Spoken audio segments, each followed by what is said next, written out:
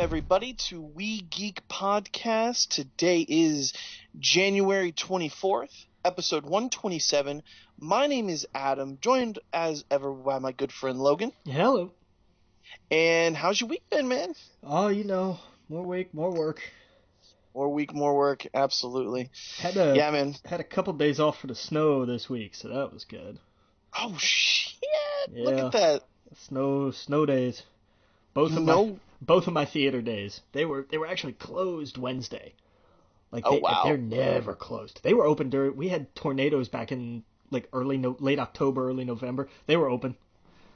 Wow. Nope, too snowy. Can't come in. Nope, it just closed it.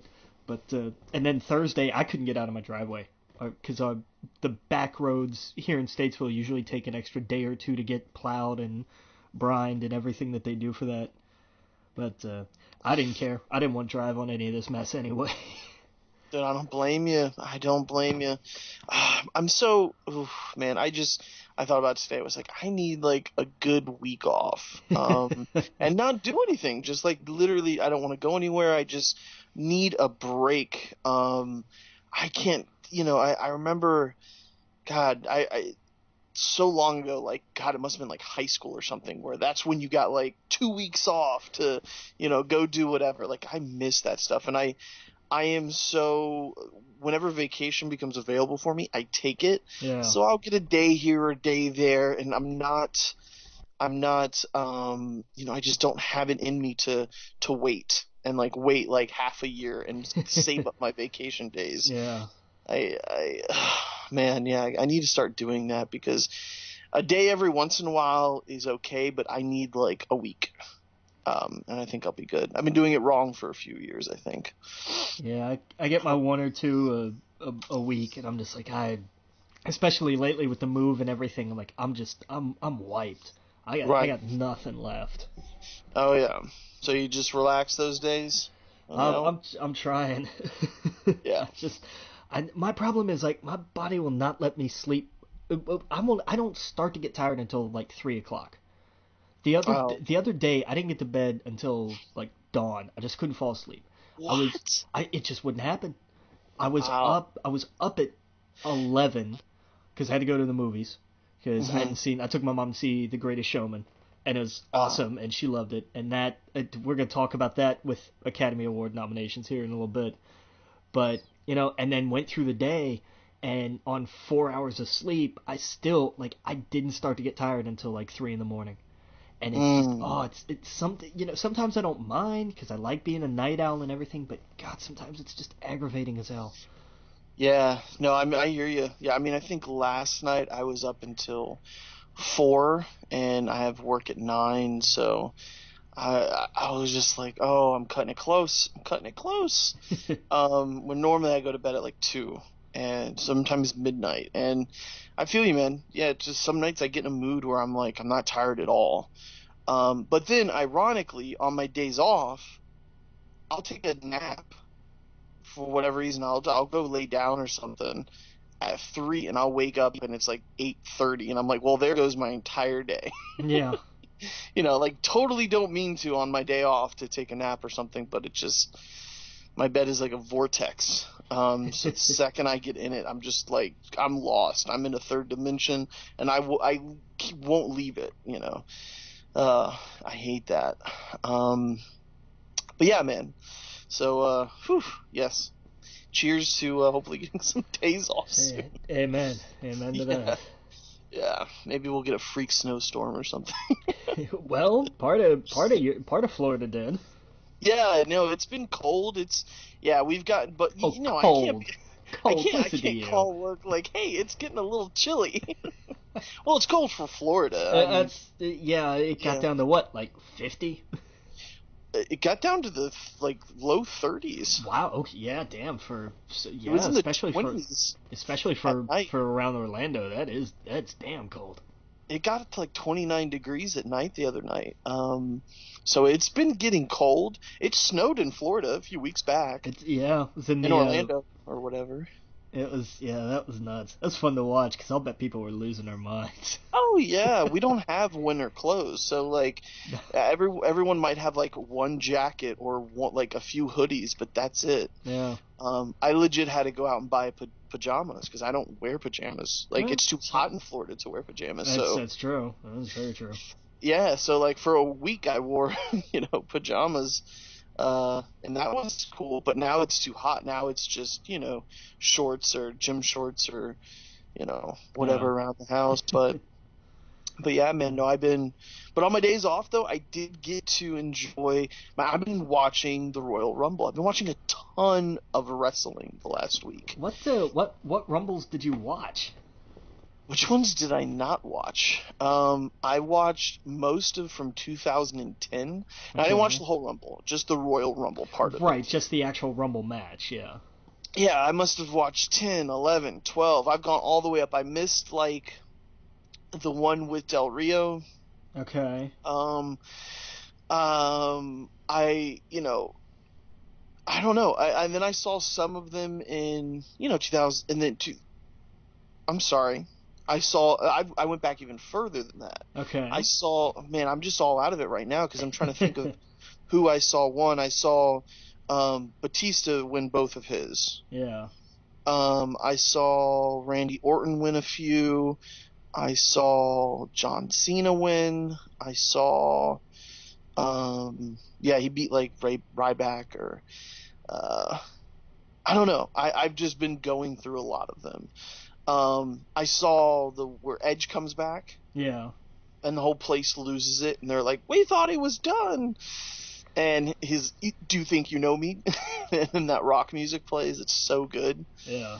And it's funny to watch that Royal Rumble and who the winner is, and you just assume they probably went on to win the championship, and then to watch the next year to see where everybody's at. Yeah, it's like that's always the fun part, is to watch the Rumble the year before and see what's different, what's changed, who looks like what, who switched any kind of alignments. That's always interesting. Yeah, and there's always like random person that just doesn't, like, I have no idea who they are. Like, there's just always, like, I can't think of a name, but there's always some weird gimmick where they'll have, like, a parrot on their shoulder, or they're Italian. They're really Italian, or... Santino. I miss Santino. That Santino guy. Marella. The Milan Miracle. Now, that guy stood out. I didn't watch wrestling when he wrestled. Yeah. But in the Rumble, when he comes out and does his walk and he like struts down to the ring, it's so good. It's ridiculous, and because he knew he was a comedy character. He tried not to be for a little while, but once they made him comedy, they went a little too far when he won the Miss WrestleMania Royal Rumble as Santina Marella. And that was a low point. But I love Santino because Santino is just goofy. He's a character. He's silly. One of the best things ever was he and Mick Foley had a standoff, and Santino had the Cobra with that on his arm, and Mick Foley had Sacco, and they had this standoff, and I love that because it's goofy, but it's meant to be goofy, and it's times like that make you remember, oh yeah, this is entertaining. I love stuff like that. I miss Santino. He was not great in the ring, but he was fun. I like him. I miss him. Oh yeah. That was definitely a standout because every time he came out, and then there was a guy who I guess was with Del Rio. The little guy. And him and the Italian guy went at it. Oh god, yeah, him and I can't remember his name. Yeah, there's just so many oddball, goofy characters. And yeah, no, I mean, like, I didn't see the one with Chris Benoit. I think that was 2004. I saw the Rey Mysterio one. I didn't see the Undertaker, the Edge one, the Sheamus one. Stone Cold, The Rock. I went back a little ways too. I went back to like some of the classic, the Steve Austin ones and stuff like that. 2001 was an awesome Rumble. It's arguably the best that I think there's ever been. At least in the last handful of years. The best one ever is almost universally agreed. One of the ones in the early 90s. I can't remember the year, and that makes me mad. It's the one that Ric Flair won, like way back in the day when it was for. Oh, 92. Was it? Yeah, it was 92. I couldn't tell if I forgot if it was 92 or 93. But that was a hell of a Rumble. Just because if you look at the card, like that roster is insane. Yeah. It's a fantastic match. There are some that were a little weird, especially in like the mid to late 90s. There was some strange stuff. Bret Hart and Lex Luger won a match? There were two winners? There was a tie, and it was that one was bizarre. I saw the one where Cena and Batista went over, and then Vince came out and tore his quad or whatever. And I remember watching that and thinking that's, because all four of those feet hit at the exact same time. Yeah. And you go back and you realize, that was a mistake. Yeah. That was not supposed to happen. I didn't find that out for years. And I thought, oh my God, that was a botch. And when Vince came down to the ring, he was genuinely furious. Yep. Now, obviously, Batista was supposed to win because that's who went over. Yeah. But the look on their faces when they were like, and it was a good thing that it botched the way it did. Yeah. Because you couldn't tell. And it would have been way worse if it was like obviously John Cena. Yeah, it's kind of like it was the Battle Royal that they had on SmackDown not that long ago. What was it with Mahal and Styles, wasn't it? Where they were both supposed to hit at the same time and it wasn't even remotely close, but they acted like it was anyway. It was Styles and somebody, and I want to say it was Mahal. But yeah, this was before the ill-fated title run. Oh yeah. But yeah, they had one like that, and you just it hurts. And it got me thinking, what is every year the WrestleMania is the big event, right? Yeah. But could someone argue that the Royal Rumble is more exciting to watch? Oh, I have no doubt in my mind. Yeah, because you don't know, they say you never know what's going to happen at a Royal Rumble. That's actually sometimes very true. How unpredictable it is. Exactly. Everyone's booked WrestleMania since last year. We all know it's going to be Roman and Braun. Yeah. We know that already, and that sucks. That sucks that we know that Roman's going to be the champion a year away. Yeah. I imagine it was the same way when it was The Rock and Cena for a few years. It's like, okay, we know the match at the end. What's the build-up here? Well, I mean, that one was kind of a bummer because that match was made the night after the WrestleMania before. Right. And that was just like, okay, great, so that's going to be the big thing. So everybody forgets, hey, didn't The Miz defend the WWE title at that WrestleMania? Wait, Miz was WWE champion? We forgot about that because nobody cared. Yep. It was those were the Alex Riley days. Those were fun. And didn't CM Punk and Jericho they had a match or a belt or something was involved? I think it was just a grudge match. It was Jericho. I think Jericho was basically doing the whole CM Punk's just copying me kind of thing or whatever. But it was that was Best actually in the world. Yeah, that was it. They were both fighting over, like, I'm the best in the world at what I do. I'm just the best in the world. Oh, you stole that gimmick from me. That was actually a good program. Like, those two had really great chemistry. And I watched what was the Japan... Wrestle Kingdom 12. I watched parts of Wrestle Kingdom 12. That's really long. I only saw certain matches. I need to go back and watch more of it. Like, I saw the Cody Rhodes match, but the Jericho one... He and Omega put on a masterpiece. Probably favorite match this year that I've seen. And it's I don't know if it's because they're allowed to go they're allowed to actually hit each other. Well, not I don't want to say it like that. They're way more careful in the WWE. True. If that makes sense. They're still hitting each other in the WWE, but not as hard. Yeah, that's why even somebody like Ricochet, who's been around the world forever, still has to go to the Performance Center because they wrestle a different style in WWE. It's not quite as loose and fast paced as it is in somewhere like New Japan. Right. Like they told one hell of a story with the time that they had. And it was nice to see Jericho. Kenny Omega is new to me, so I've only seen a few things of him. I've heard a bunch about him, of course, and I've seen him in a bunch of Xavier Woods videos. I've heard people talk about him, but I never got a chance to really see him because he's not WWE, and that's what I watch. And so I'm way more into watching New Japan Wrestling than like anything else, like than TNA or whatever Impact or whatever they're called now. Yeah. I would totally be down to watch Ring of Honor and stuff like that. But if do you have access? There's a pun. Access to the actual channel Access TV. What's that? It's a network. It's a network. Like it's a lower channel network, if I remember right. But it's one of those that's lumped into usually like the 20s or 30s on a guide or something, and it's okay.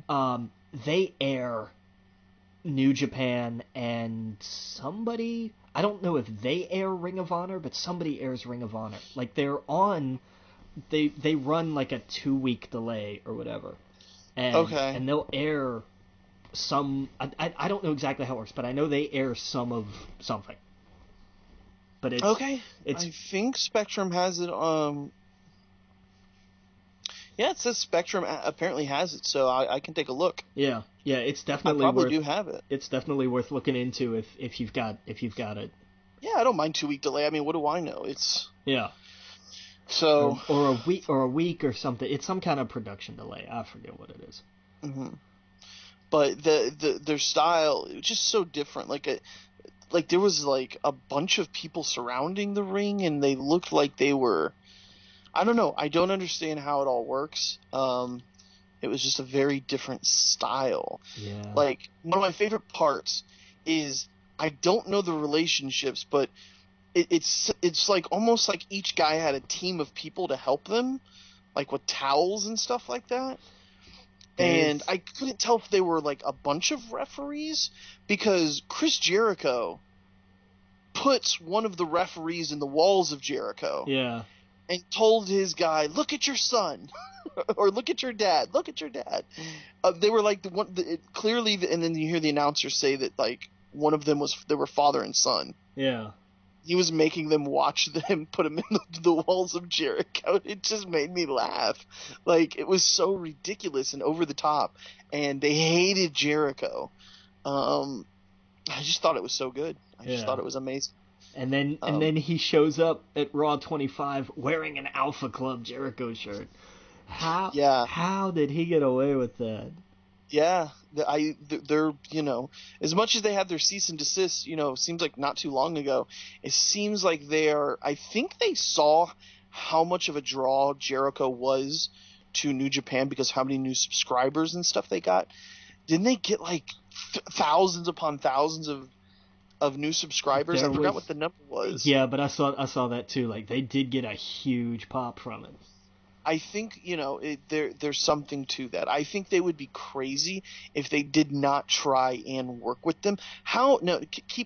This is total fantasy land, fantasy booking or whatever you would call it. Imagine someone like Kenny Omega, his music going for the Rumble. The arena would explode. Just for a night, just for a little bit of a crossover.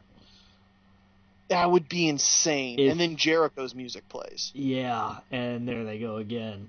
Or Jericho's music plays, he's in there, and then suddenly Kenny Omega music plays, and everyone looks at Jericho, and he's just fuming.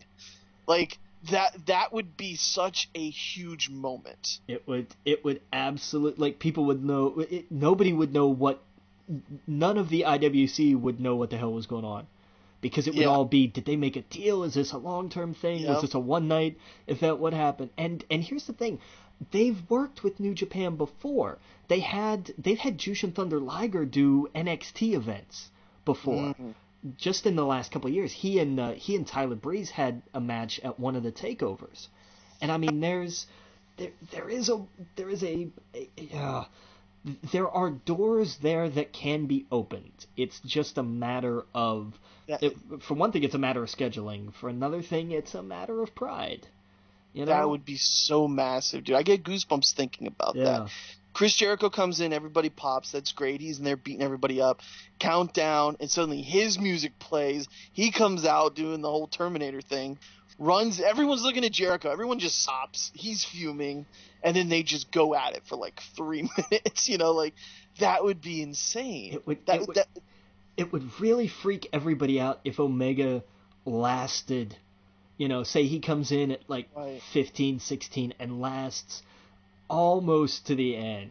Given him and Nakamura in there, and Finn Balor, my God, AJ Styles, it would be insane. Oh my God, could you imagine just having Nak and Balor and Omega in the ring at the same time? Yeah. That's holy hell. Even him messing around with someone like Xavier Woods. We've seen them do their stuff with Capcom and everything else. It would be crazy.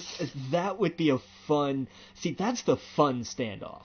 Like just him and Woods seeing who could out nerd each other in the middle of the ring. Like that would be great. It would be so good, and they do their little, you know, hand with the handgun thing. Like, it would just be so good, and that's a moment that just we know is not ever going to happen, because they, you know, and I think if it was more Triple H, they would, but until then. Man, that would be something else. That would be something people would be talking about forever. You know, that would be such a moment. That would be amazing. Yeah, no doubt. Yeah. So I don't know, man. I've been having fun watching. You know, I was like, I keep paying for this WWE network. I need to get something out of it instead of just like, hey, I'm gonna watch a ride along or the Goldberg 24. You know, which is cool, but. I was like, you know, I'm going to dive into some of this old stuff and not just, like, stuff I've seen before. There's just so much I haven't seen. There were so many years that I didn't watch. Yeah. Yeah, where I was like, okay, well, this is cool. A lot of stuff. Like, I remember I've watched Eddie Guerrero for years on WCW, but I didn't watch him that much on WWE. Eddie was somebody who never got the dues that he should have until really kind of towards the end, which was sad. Like, he was always, you watched him and you were always entertained, but when he and Benoit tagged as part of that whole SmackDown 6 deal, he and Benoit, Edge and Mysterio, and, or no, not him and Benoit, him and Chavo, Angle and Benoit, and Edge and Mysterio, those three teams put on, especially their match at SummerSlam that year, I think that was 2002, just an absolute masterclass. It was incredible. And Eddie slowly after that the momentum really started to build. And then eventually his match with Brock at No Way Out was just tear the roof off the place fantastic. Here's the thing, I need to like get a list of like, here are some really great pay-per-views for this period of time, because like my mind just goes, okay, WrestleMania, and then it's usually not the best thing that year. There's gems all throughout the year in these other. What was it? I think it was No Way Out 2000. No, was it? It wouldn't have been 3. It would have been When the hell was WrestleMania? When was WrestleMania 20? 2003. No Way Out 2003 was. Oh, it's got let's see, both brands. It's got Scott Steiner on the promotion. Oh no, 04 then. It would have had to have been 04. Because that would have been Lesnar and Guerrero. Oh yeah, that's got Eddie lying, cheating, and stealing. That's it, man. Just because that's a hell of a match. The psychology in it is amazing, and I love the finish. And that's a good one to watch, if just for that and nothing else. Yeah. But yeah, always watch the Rumble. The Rumble every year finds a way to be interesting, even if it turns out to be subpar. Yeah. Well, that's the crazy thing. The years I start getting back into it, like last year was kind of a dud. Yeah. The one before that was a dud. Yeah. Like, and the one before that was a dud. Like, I'm wanting this one to be great. Because that's the thing. In the moment, they're awesome. Like, the Rumble match last year was not terrible up until the last handful. Like, right. It was the Roman, him hitting number 30. I was like, oh, no. And then the year before that, it was like Enzo, I think. Or no, Enzo was last year. Yeah. But when they, like, the year they brought out Mysterio because Daniel Bryan wasn't in it. And Mysterio was number 30, and they booed Rey Mysterio. I watched that one, yeah. They were all screaming Daniel Bryan. And that, I mean, that kickstarted a lot of the, the Yes Movement was born from those kinds of things. But just... Yeah. Oh, that's another thing that was interesting to watch over the Rumbles. How, I actually watched one of the Rumbles all the way through, and it was Daniel Bryan versus the Big Show versus Mark Henry in a cage match. Yeah. For the heavyweight title, and he was doing his yes, but the crowd didn't really get it. Well, it was just when it was starting. Yeah, and before, like in the middle of all of that, it turned into no, and then it went back, and it was weird, but it was a strange ride to go on. But then the next year he was full goat. Everyone was doing yes. You know what I mean? Like he was his hair was all just crazy, looking like a goat. It was just great. But it just that took a long time. That took a hell of a long time. Oh yeah, one year it came out with AJ, and it was interesting to go. And then Dolph Ziggler every year seems like he's gonna do something good, and then he gets thrown out. Or the Miz. Same way. CM Punk wasn't in a lot of them that I watched. Punk was only in a couple of Rumbles, but the one he was in where he was head of the Straight Edge Society, yes, that was good. That's magnificent. That's just, all right, I'm going to throw somebody out, and instead of just sitting here or standing here, he's going to grab a mic and just go to town. Yeah. That was just such good work. Yep. Oh, yeah. That was really good. Yeah, that's when he had the long hair. Yeah. It was interesting to see his hair completely change every time. Right? He'd come back as a new kind of look. With Luke Gallows in tow. That was his heavy during the Straight Edge Society, was Luke Gallows. And that was so weird. Oh, man. And I can't remember the girl's name that was with him, but she was actually in the Mae Young Classic. Like, she came back to compete. And yeah. I know you're talking about. She shaved her head, right? Yeah, and then like actually went on and had kind of a career other places, and then came back for the Mae Young Classic. Wow! I cannot for the life of me remember her name. Well, while you look that up, Beth Phoenix, putting over the Great Khali, is that it? That's putting him over the ropes, like making out with him over the top rope, and just that was just fake kissing him, and then he goes over. Bad. It was so entertaining though. Like it's just so ridiculous. I mean, yeah, but damn. I don't know. And then, what's her name? I don't know her name. Big black lady came down. Karma, that's it. And she just knocked people out. She was a monster. She was a beast, and she was awesome. They did not want anything to do with her, and I thought that was great. That was fantastic, because I mean, she was the right kind of competitive definition of nasty. Just in your face, beat the hell out of you. Like, she did not play. Mm-hmm. Serena was her name. Oh, okay. The girl I'm thinking of. Yeah, she came back for the Mae Young Classic. Put on a good show too. Yeah. But as soon as I saw her, I was like, I vaguely remember her from somewhere, and then they showed the thing, and I was like, holy, no way! Oh my god! It's like, that's awesome. Oh yeah. Now how should we break this up? Should we jump into some of the Academy Award nominations, or should we talk about what we'd think would be a good WrestleMania? How should we break this up? We're already on wrestling. We might as well just stick with it. Yeah, and then we'll kind of just the later part. We'll talk all about the Academy Awards and everything. So, what I thought would be cool if we talk about, since the Rumble's here, we just had the 25th anniversary Raw, which I thought was good. Apparently, the internet hated. Well, I mean, here was the thing. A lot of people looked at this and said, "Oh, it's just old people coming back." What the hell did you expect? Like, really? This is exactly what I expected.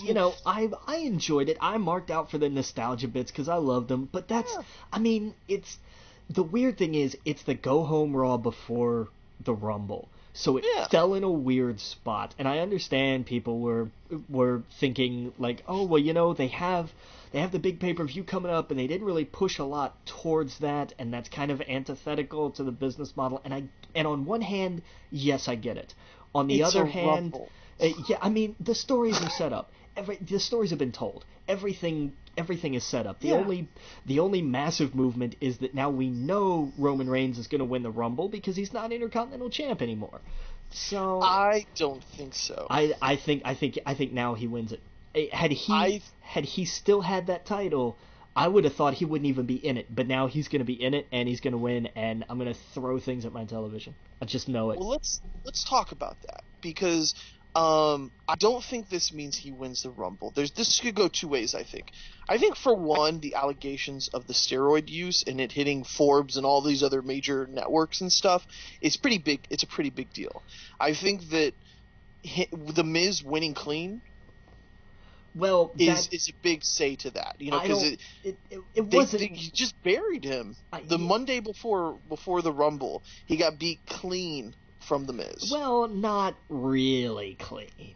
He was clean. He beat him clean. He didn't give him a low blow. He didn't do any of that kind of stuff. He got distracted by the Miztourage, and that allowed Miz the first skull-crushing finale, and then set him up for the second. But the other thing is, I think that it was such a disaster when he won the Rumble the last time, when The Rock got booed out of the building. Yeah, and I think that Vince knows that, and that's why I think they put him number 30 last year, just to troll people. I honestly think that it's not going to be him, because him and Brock, he doesn't need to win he doesn't need to win the Rumble to face Brock at Mania. At Mania. Easily someone from SmackDown could win. Like, I think Nakamura would win. I want it to be not. That's in my ideal world. That's who wins the Rumble. But there's no way it's gonna happen. This is how I see it happening. All right, what you got?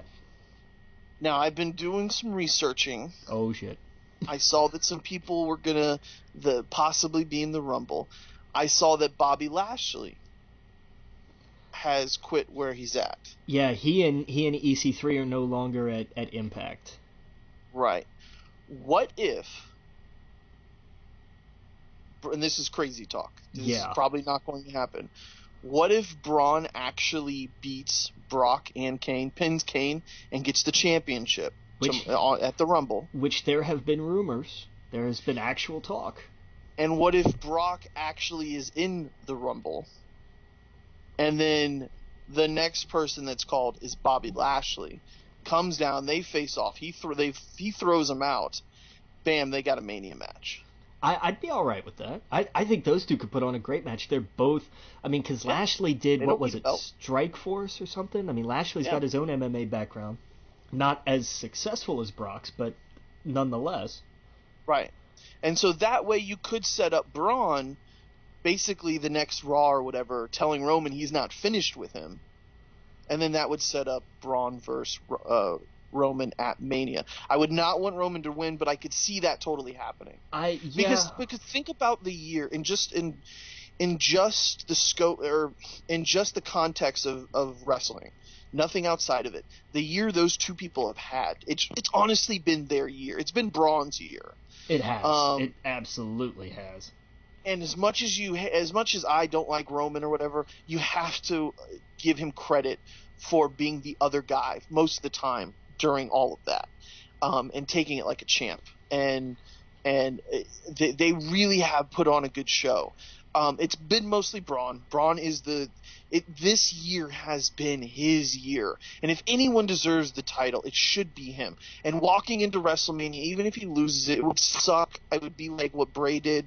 But he deserves that. He at least deserves the championship. So I think that would be a better way to book it. So that you get your Bobby Lashley versus Brock, these two, didn't Bobby Lashley do UFC? He did the Strike Force or something similar. All right, you got these two athletes that have gone on and done other things elsewhere. Yeah. Fighting wise, could have their own match. You could have Braun versus Roman. This way, you can have Nakamura versus AJ Styles. That's the money match, man. If they don't do that, they are insane. Yep, and then you do Finn in the club versus the Shield. Dean comes back, well, what have you. Somehow they're going to have to wrestle around those belts around, but give Finn in the club the tag team titles and then have Shield challenge them. I want, you can do a tag team ladder match for SmackDown, have New Day, Rusev in English, the Bludgeon Brothers, all of them. That's pretty much everybody. And, well, no, I'm missing Gable. Gable, yeah. Yeah, well, they have their match, they're challenging the Usos at the Rumble, and I'm betting they come away from that one. Yes. I'm betting it was really awkward to see the Usos standing around a poker game with beer on the table. Like, that was... Well, and guess what? After that, they had their ride-along. Yeah. I'm thinking, is this the one where he gets a DUI? Oh my God! Don't drink and drive, kids. But oh my God, how do you do that? How do you do that? Like these wrestlers, back in the day they were wild. These days they are watched like a hawk. Yeah, I mean back especially during the '80s, and I mean it was great reading the Hardys autobiography. Even 10 years ago. They're, most of these guys, at least back in the day in particular, would travel with their booker, with their road agent. And they traveled with Michael P.S. Hayes, who was one of the Freebirds back in the day. And he still traveled like he did back then. You get in a car, you go to a steakhouse or a bar or something, and you have your meat and potatoes, and you get a handful of drinks in you, and then you get on the road and go to the next town. And that's what you did night in and night out. I mean, that was just the lifestyle. And Stone Cold talked about it. Like he sets up his podcast as, hey, I have a beer in my hand and we're going down the road. Like, that was it. That was what you did. But that was 30 some years ago. Like times have changed. Yeah. And man, speaking of that, I mean, we got to mention it. Enzo was released from the WWE. Yeah, and this story, we thought the Aziz Ansari story last week was weird. This is just bizarre all the way around. It really is. And I mean, it's tough because, obviously, if something really did happen, they made the right decision no matter what because of the way Enzo went about it. Yeah, I mean, and this is what we keep seeing is people living up to what people's impressions of them would be. If you just saw Enzo on the street, you would immediately think awful things. Right, and see, I admit, man, I was a big mark for Enzo. I really loved him and Cass. I absolutely loved Enzo. Their gimmick, and I loved how ridiculous it was, and I loved how much they knew that, and that they were playing off of it. And I love that, he's a young 20-year-old guy, and he's very flashy. He's very much a Ric Flair of the modern day, where he needs the newest clothes, the name brands, the what have yous. Just totally ridiculous. Nowhere down to earth like a normal person. And to see something like this, and the fact that, regardless of what happened, because there's a lot coming out that the story doesn't make a lot of sense either way. And for him to even be involved in that, to because obviously he was there, he was with her, they were doing drugs. That's just, the WWE did the right thing by by removing themselves from that situation, because it's such a disaster. Yeah, The text messages and stuff that are coming out saying like, "Hey, I hooked up with the wrestler." It doesn't look good, but also, I'm sure they'll have their day in court now because of it. Well, because the whatever is it, the Phoenix Police Department, I think, the Phoenix Police, they're doing their investigation and all that stuff, and he didn't tell anybody.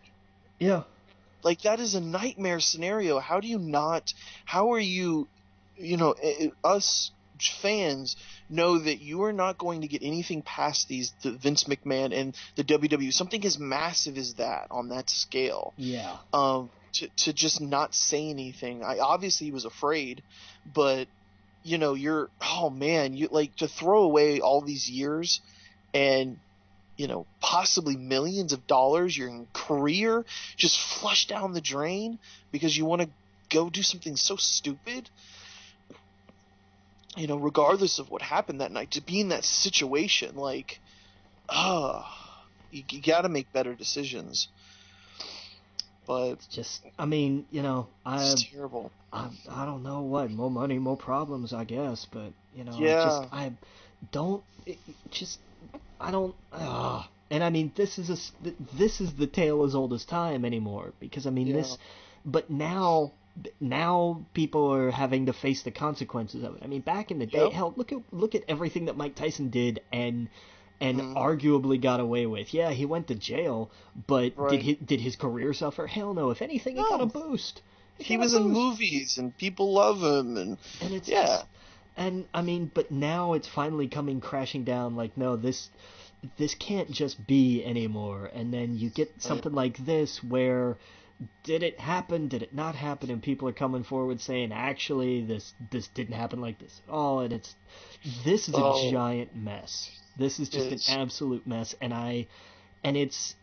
the way it appears is somebody troubled met somebody who was too stupid to know what the right decisions were.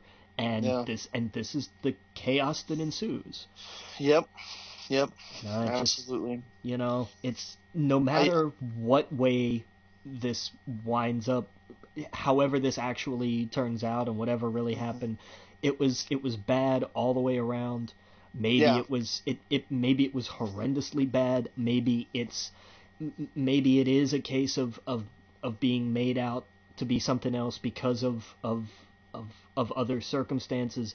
But I mean, this whole thing was just one series of bad decisions by seemingly everybody involved, right after the other. And to put that at the doorstep of the WWE the night of their 25th anniversary, when all of that could have been avoided. If everything went down the way, if everything went down and there was a police report and Enzo knew of this, he could have informed them months ago so that they could have removed him, let him handle his legal business, however which way it went, and not, I don't blame them whatsoever for what they did. They're not going to want anything to do with that situation. No, I mean, especially with what happened with Rich Swann not that long ago. Yeah. I mean, they looked at this and they said, all right, dude, we're benching you until further notice. And then the next day they went, you know what, actually, you're done. You're out of here. Bye. Yeah.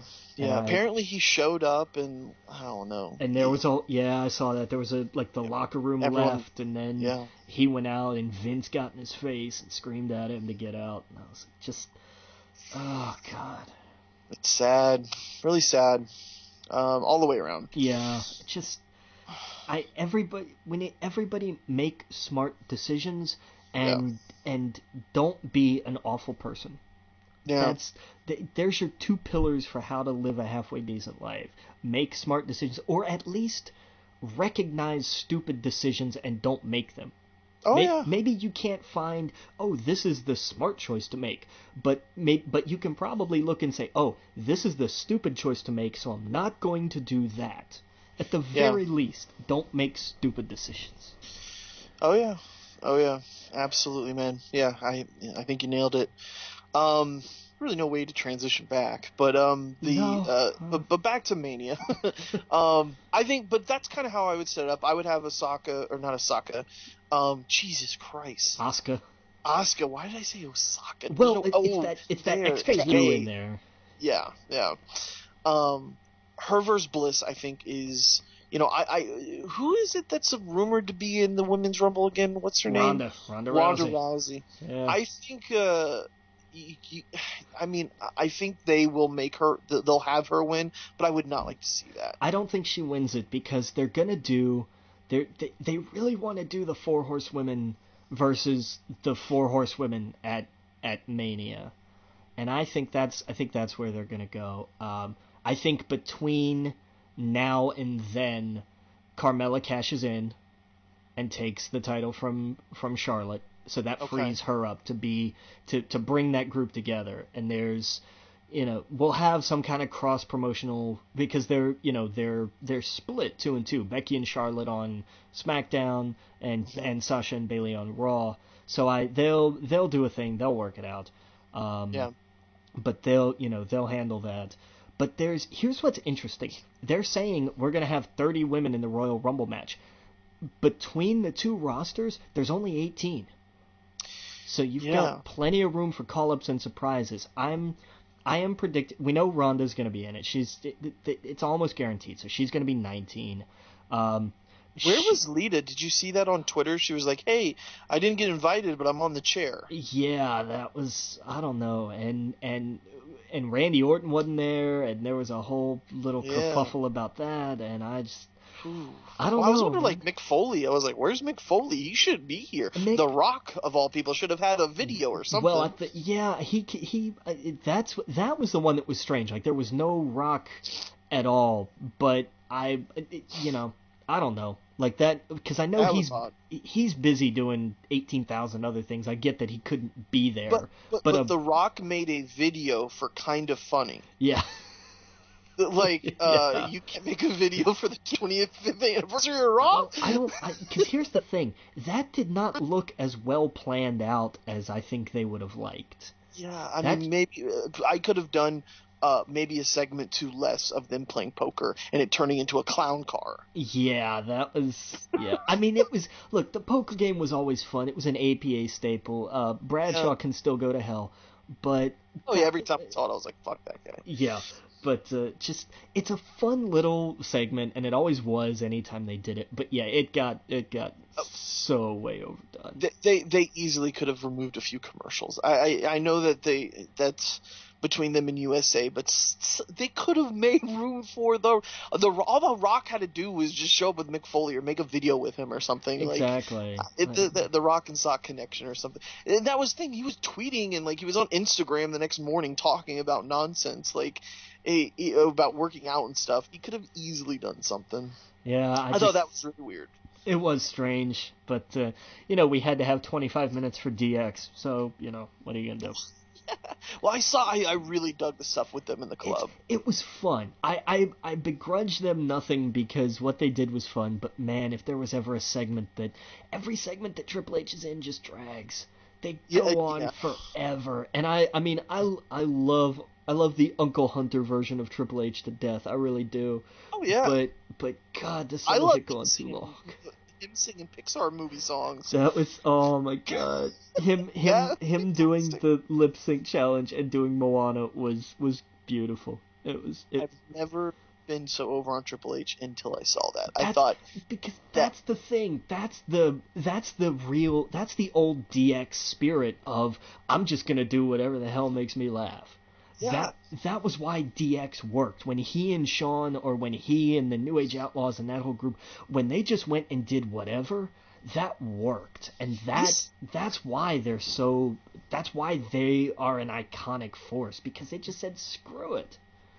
That Triple H is so much better than the grueling pouring water on my face and spitting on you and I'm the authority. No, I like it kind of like how he was at SummerSlam or whatever that was. What was it, Survivor Series? Yeah, where he was just like relax, Braun. That Triple H is hilarious to me. Yeah. The boss man, you could tell the New Day was just having a ball watching their boss, sing Moana or whatever. Just watch. I could watch Xavier Woods react to things forever. Oh yeah. His facial expressions are amazing. Oh yeah, him singing Bobby Lashley's song "Coming to the Ring" was great. But yeah. So I mean, I don't know. That's how I would do it. How would you do it with? And here's something else I want to talk about. And I know WWE put it. One. I think The Undertaker retired. I think he did too. WWE has posted it like Undertaker issues a warning, and I'm like, that was not a warning. That was a retirement statement. Yeah, he said he put a bunch of souls in the ground and they're gone for good. And now they can all rest in peace. And I'm like, that's a retirement statement. That's not a warning. That's not an I'm coming for somebody else. That's an I'm done. Right. That's it. That was the point of him being there, was to make it official. I don't care what anybody else wants to tell me. So that's how I took it too. Yeah, so that's not going to happen. And here's the interesting thing. I didn't see that coming. I kept thinking, like, Undertaker's going to be there, and everybody went, okay, so who's he going to face at Mania? I never stopped to think, what if he's going to actually come out and announce his retirement? I don't want him to. I honestly want him just to stay under the ground in Orlando. Did you see he didn't have his coat and his hat because he left it in Orlando? Yes, I love that. That was great. If there was ever anybody in the business who would have made sure, like, I'll guarantee you, he made absolutely sure, well, okay, what did I leave out there? I can't have the coat, I can't have the hat, and I can't have the gloves. Like, well, I have a different pair of gloves maybe. But the stuff that was down there had to stay there. So he went with the WrestleMania 30 look with that hood and everything. Right. And and I love that because he has always had that commitment to the bit, and I love him forever for it. Even though that was a gimmick that never had any right to go anywhere, and it became one of the most iconic things in professional wrestling ever. And hats off to him for it. But I don't know. I look at Mania and I still. There was one thing I forgot real fast. What's up? I want Daniel Bryan's music to hit at the Rumble. I want him to come out and I want him to throw The Miz over, and then that sets up their feud going into Mania, because I want to see Daniel Bryan versus The Miz, because they set that up on SmackDown Live however long ago.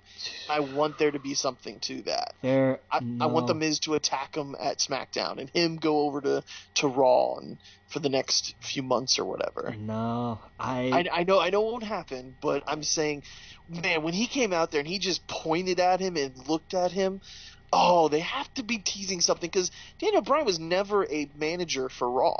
Yeah, that's true. So he was there for. Oh man, they're teasing it too much. I'd rather see him versus The Miz than Shane McMahon or something. That's where they're building him and the Yep connection, the Yep movement. I would rather him versus The Miz any day. Not gonna happen, but I know. I would rather. I mean, Miz isn't even going to be in the Rumble, and that's kind of a bummer, because that's the moment I want. I want Daniel Bryan's music to hit, and then the Miz comes out. Why wouldn't he be in it? Because he's Intercontinental Champ. It doesn't matter. They've been in it before. Yeah, that's true, but sometimes they do, sometimes they don't. It gets weird like that sometimes. I don't know. No, I agree. But I don't know. That's the only reason I'd want him in there, is if they are going to have Daniel Bryan run it. Yeah, I mean, they don't have, as far as the rundown so far of who we have in the Rumble: Elias, Orton, Nakamura, Cena, Balor, Corbin, Matt Hardy, Bray Wyatt, Rusev, Aiden English, Apollo Crews, Titus O'Neil. Oh shit, The Miz is going to be in it. Okay. Yeah. Interesting. He's listed here anyway. Dillinger, Big E, Kofi Kingston, Xavier Woods. And now, what if they get crazy and Kofi wins it? I would lose my damn mind. I wouldn't care. I would freak the hell out. That would be so well deserved. If he somehow pulled it off, and they for whatever reason, if they're like, you know what, this is your year, you're gonna go face. Who would he fight, Brock, or would he challenge AJ? AJ. It'd be brand specific. It's going to be brand specific. Yeah, so it'll be, and they've been weird with that in some years where I think we talked about this before, where like whoever won got to challenge whatever champion, Right. it's got to be brand specific because Yeah. it was last year. I'm pretty sure it would Well, be this year. there's a rumor swirling that they might have Finn win it, but then challenge AJ Styles, and then be like a club thing. I'd be okay with that. I'd be okay with that too. I would rather it just be Nakamura straight up. Because he and AJ would put on one hell of a match. Because then what would Nakamura do for WrestleMania? Yeah. And I get it. This is what, his first WrestleMania, so it's not like, now or never, but it kind of is. They need to pull the trigger on him. Yeah, and I would even be okay if he lost. Like I don't need him to win it. AJ can retain, but just to have the match and let them have their match. Don't try to WWE it up. Let those two put their own thing together and say, here's what we're gonna do, and then let them go out there and do it. Yeah. Because that would be just a massive, massive match. No, I completely agree. Man, I think they need. I'm the last few weeks have made me so happy that they are doubling down on the club. They're actually winning stuff now. Yes. Yes. And they're looking way more. They're looking strong. And I wish that Nakamura and AJ were on the same show as them, just so there would be more interaction, and so they could feud each other and whatnot. Yeah, I would like more of that. But how would you do the Universal Championship? I want Braun to win at the Rumble. I do. I want him. We hear talk about, well, Braun might pin Kane, and then that would set up Brock being furious, and you'd get Braun at what is their next one? I think it's Elimination Chamber. Yeah. Is that one Raw? Is that one Raw exclusive? Yes. Okay, so they're doing that one just Raw this year, because there's got to be something. And because here's the way that I plan this. Here's the way that I think about this. If Roman, well, let me actually frame it this way. That's what I was looking for. Frame. If a Raw guy wins the Rumble, then the Elimination Chamber match is not going to be for the title, but it will be for the number one contender spot. Okay. That's how I see it. I see if here's the way I see this playing out. If Brock retains, then cause damn, it's weird, because I think if Brock retains, then either Roman wins the Rumble or he wins the number one contenders match at Elimination Chamber. Gotcha. Okay. But given that it's an Elimination Chamber this year, that's Raw, I think this is why somebody SmackDown is gonna win the Rumble, and I hope it's Knock, because the alternative is what, Randy Orton again, that worked so well last year. No. But you see what I mean. But I think so. I think a SmackDown guy wins the Rumble, and I really hope it's Knock. And I think Raw goes into the Elimination Chamber and I think it's going to be with Braun as champion, and I think he just cleans house. I think he just absolutely destroys the chamber and goes into WrestleMania doing an entire, you can't stop me, look what I've done, blah, blah, blah. Wait, so hold on. So Braun wins at Rumble. The Elimination Chamber is for who's going to fight him at Mania. I think, see, this is where... Because that could work. You could have Roman win it if they wanted Roman to face him. Right. I think that because here's the thing. I think if Braun wins at the Rumble, if he wins the Universal title, I think you almost have to put him in the Elimination Chamber match. With all of them? And make it for the title, just because imagine Braun Strowman in the Elimination Chamber. Then how do you get how do you get who's going to fight them? You do a tournament for the next, month and a half that they have. That's fine. If Brock wins at the Rumble, then either somebody from Raw wins the Rumble, or the Elimination Chamber match is a number one contenders match, because you're not going to put Brock in the Elimination Chamber. He's not going to want to do it. That's what I think is going to happen. I think that Brock probably will win, and then Roman will probably win the Elimination Chamber, and that would suck. But that's how they're going to do it. I could see that, but that's going to be weird. Unless we need Kofi to get. No, I'm just kidding.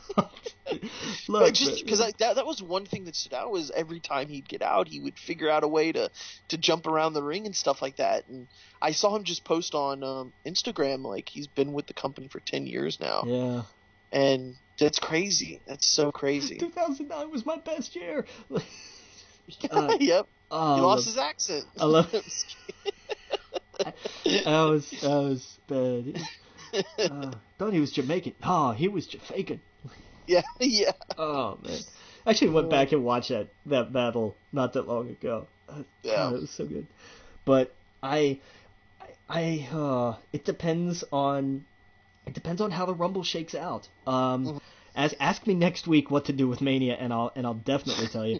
We'll have to come back next week and talk about it. I think we get Asuka Bliss. I think Asuka wins the Women's Rumble. I do. I think I think Ronda comes in, but she doesn't win it. I don't see her winning it. I want to see women tag team titles. I think that's the next thing for their division. They're building to it, and I'm definitely looking forward to it. They're introducing factions, and they're trying to build up this idea. And they've got they just need a little bit more on each roster. Yeah, and they're coming. There's NXT. They're getting there. They're absolutely getting there, and I'm really looking forward to it. But it's gonna take another year, I think, at the minimum. But it's definitely something that should be done. I think the Bella Twins are around the corner too, because shut up. They're ready though. No, I don't care. They're awful. No. Yes, they are. Their ring work is bad. Their ring work has always been bad. They are remnants of the age of the diva and should be relegated as such. I guess you know more about it than I do. I guess I've been watching too much Toll Fellas. They're great personalities. That's the thing. Yeah, I actually they're crazy. Yeah, but their ring work sucks. Yeah, they're bad. I mean, Nikki had improved some. Her match alongside John at Mania against Miz and Maurice was not atrocious, but I mean that was oh god. I challenge you. Have the WWE Network. I challenge you. Go back and watch some of their matches. They're terrible. They were at one of the Manias and they came out as the Bella Twins, and I was like, oh wow, it just they're bad. Their ring work is awful. AJ Lee was right when she said that talent isn't sexually transmitted. It was because she was right, because they were terrible. They were awful. They were absolutely awful. And the only reason that whichever Bella, I can't even remember which one was Divas champion longer than AJ Lee was because she married Punk, and they wanted to take that record away from her. But it was just, they were awful. They were absolutely terrible. And that was another thing that baffled me about Raw 25, was they were like, we're bringing out some of the best women that we could find, like Kelly, which was just wrong. And they brought out the Bellas, and I thought, in one sense, yes, but in the sense of, here are people that Bellas can wrestle, huge, no. Yeah, I agree. Their brand is huge, but their talent in the ring is non-existent. They can't wrestle. That's okay, though. I don't know. I think that's okay. It's definitely different now. You're absolutely right. Yeah. After the Revolution, it's a completely different animal. But I think they're important. They're a huge draw. I think people they're going to pop, especially for wow, my mind just went blank. Brie mode, when Brie does her stuff like that, I don't know, her having her baby and everything else, I don't know. I think people would root for her. I think the reason that people pop for the Bellas is because they haven't been in the ring in so long, people forgot how bad they are. But the thing is watching that show, and I know you don't watch it, but watching that show gives these these girls so much more character. I agree.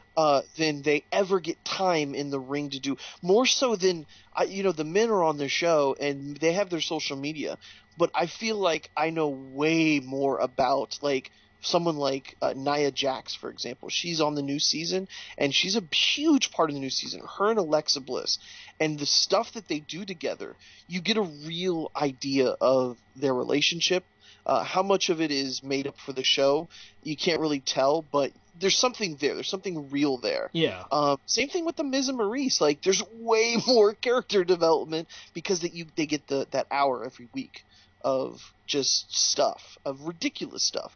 And yeah, I guess that's the only reason why I'm like, because I've watched them, wrestle a few times. You're absolutely right. Yeah. But I didn't watch when they were like, tricking the crowd and going in and out of the ring underneath the,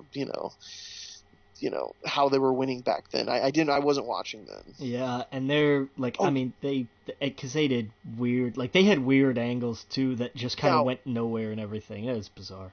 One thing that was super cool to see is Naomi when she came out for, she was like a cheerleader, and it's so cool to see where she came from coming out as just a cheerleader, not wrestling or anything like that, during one of the Rumbles.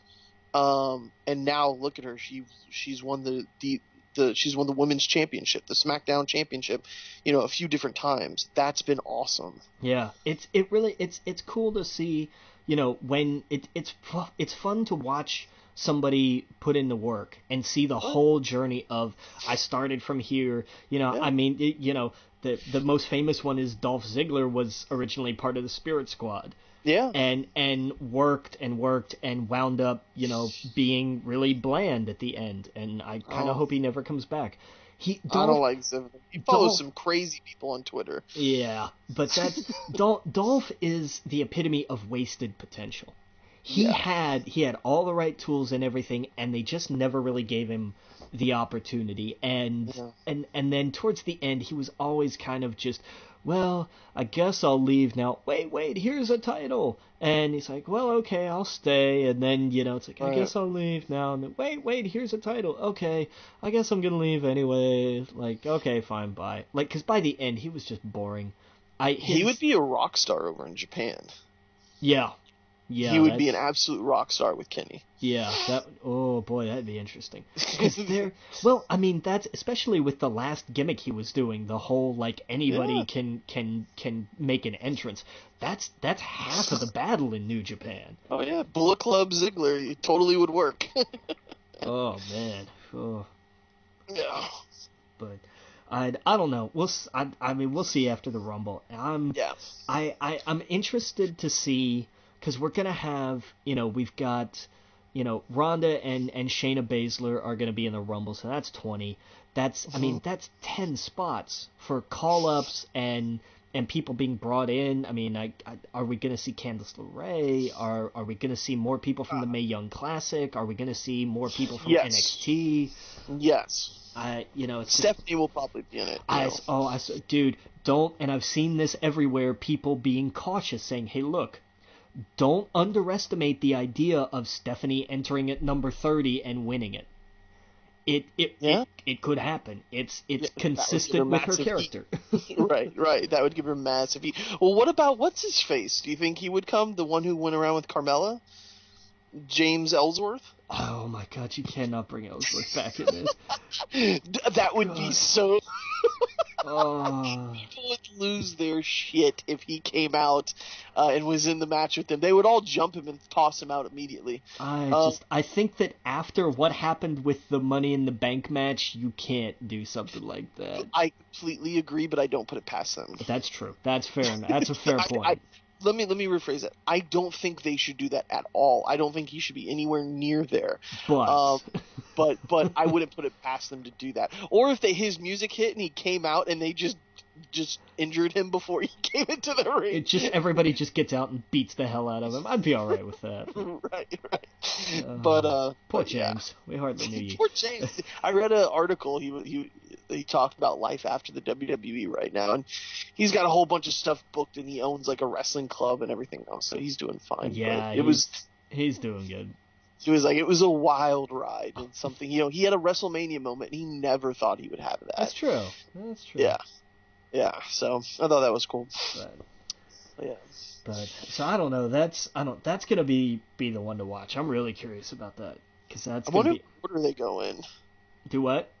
I'm wondering what order they go in. I think the Braun and Brock match can't go last because if Braun wins, we want the mystery of if Brock or Kane is going to enter in the Rumble. True. Yeah. Yeah, I think we see the men's Rumble last. And I don't think they go Rumble to Rumble.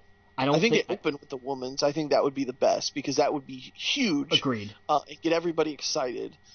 And then you have the matches in between, and then you do the men's Rumble. Yeah, and I mean, really, like all that's on the card is, from what I've been able to find, are the 2 Rumbles, the 2 title matches, and the 2 tag title matches. That's way more than you need anyway. That's true. That's 6, and the Rumble matches are gonna last at least an hour. Yeah. A piece almost. Yeah, for sure. So you don't. Yeah, that's why we were talking earlier about the build up to the Rumble. You don't really need one. There's 2 Rumbles. The story's already there, and it's going to be told in the ring. And the title matches, you needed one, but hell, we've been dragging those on for months now. Those stories.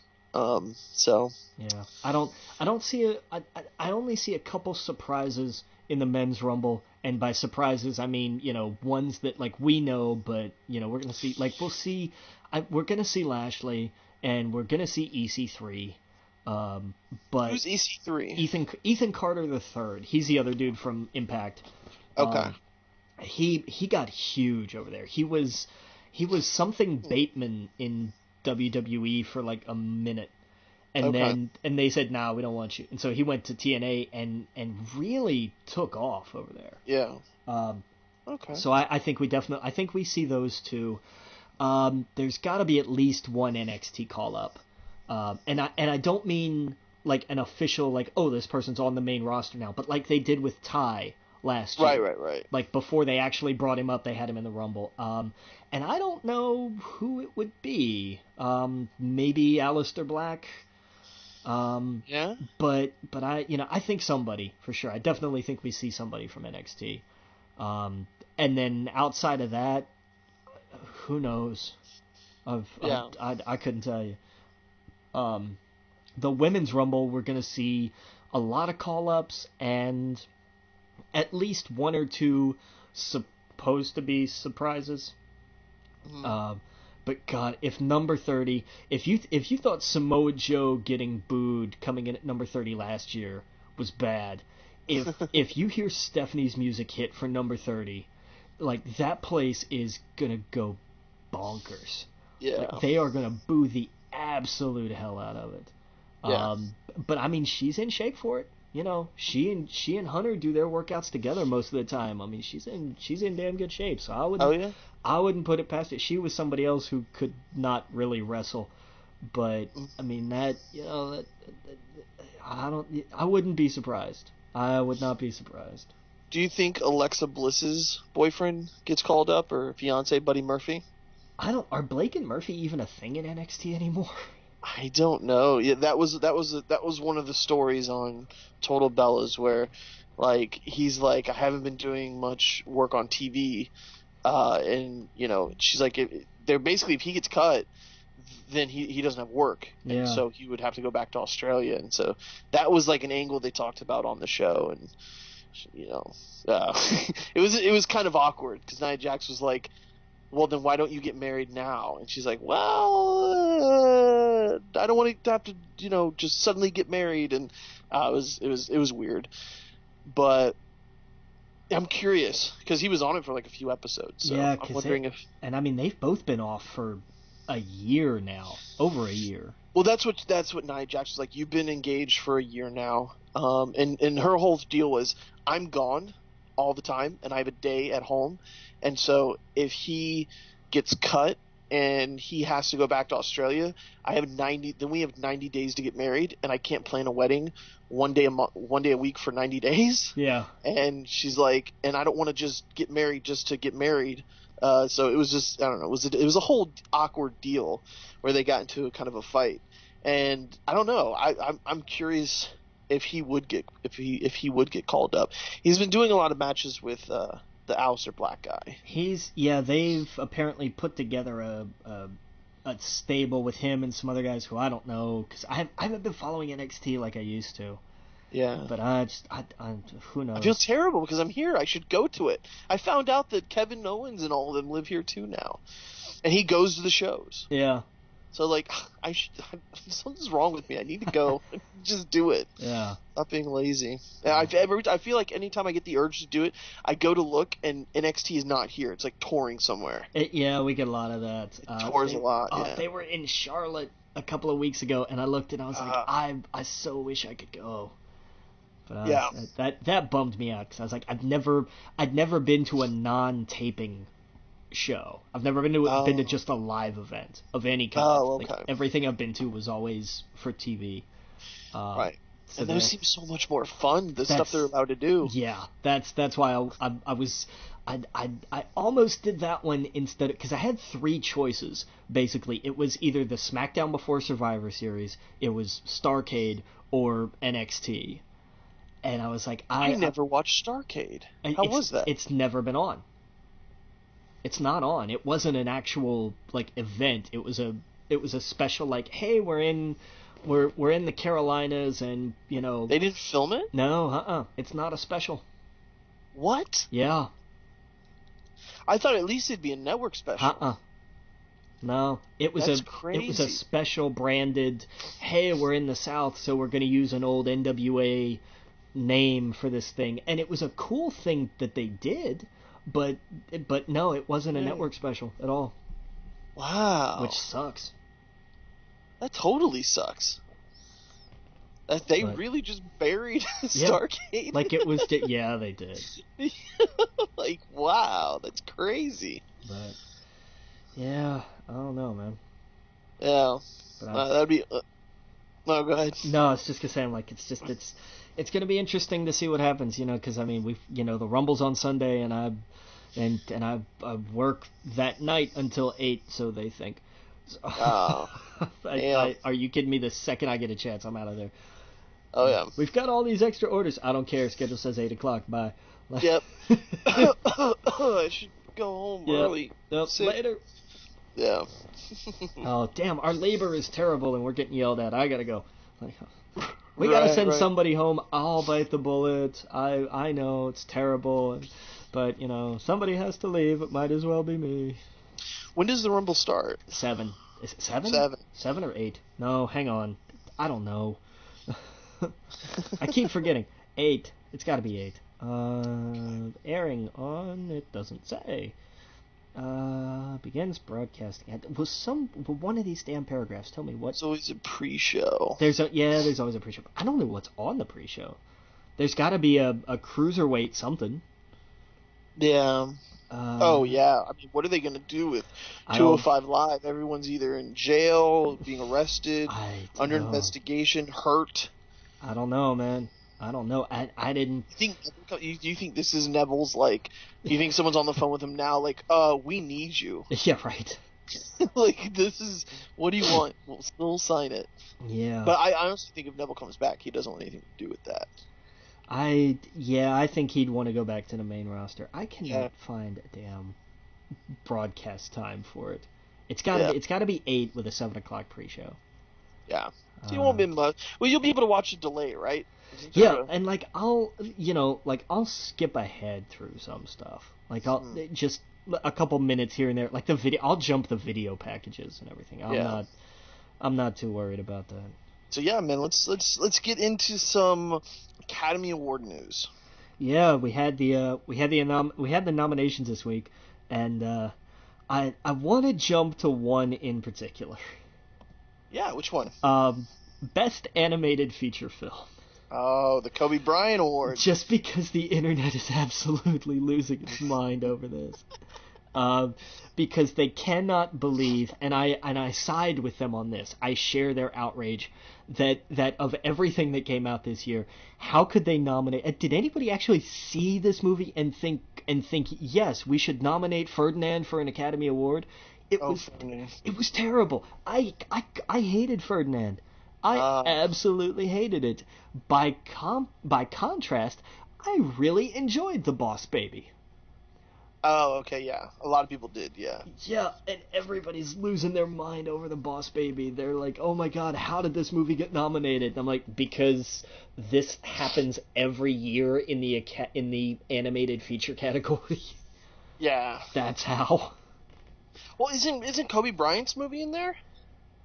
Did Kobe Bryant have a movie? Yeah, he had an animated movie. Who in the hell? What? He was nominated for an Oscar for Best Animated Short Film. Oh, short film. Oh, yeah. I don't care about short films. Yeah, Dear Basketball, I think, was one of them. Okay. Oh, yeah, that one. Yeah. Oh, well. Yep. I look, there's so many of these categories where I'm like, best animated short. I'm not gonna watch them. I just right. No, I just thought that was crazy. Yeah. I just wanted to bring it to your attention that Kobe Bryant is now a nominated. Yeah. Oscar. Speaking of people whose careers didn't end after rape allegations. Jeez. Well, that was right. Hollywood made him feel right at home, I guess. Yep. But I mean, somebody, like that category, live action short, documentary feature, foreign language. I always say every year, I'm gonna try to watch some of these. I never do. I just never do. Yeah. And I've never really heard anything about any of them either. Usually, by this time, I've at least heard of one of these. Right. Nothing. I might have heard of The Last Men in Aleppo, maybe. I don't know why that sounds kind of familiar to me, but I don't think it has anything to do with the movie. Mm-hmm. But like I've heard of none of these this year. Yeah. Star Wars got nominations. It got the ones I figured it was going to. Yes. Yeah.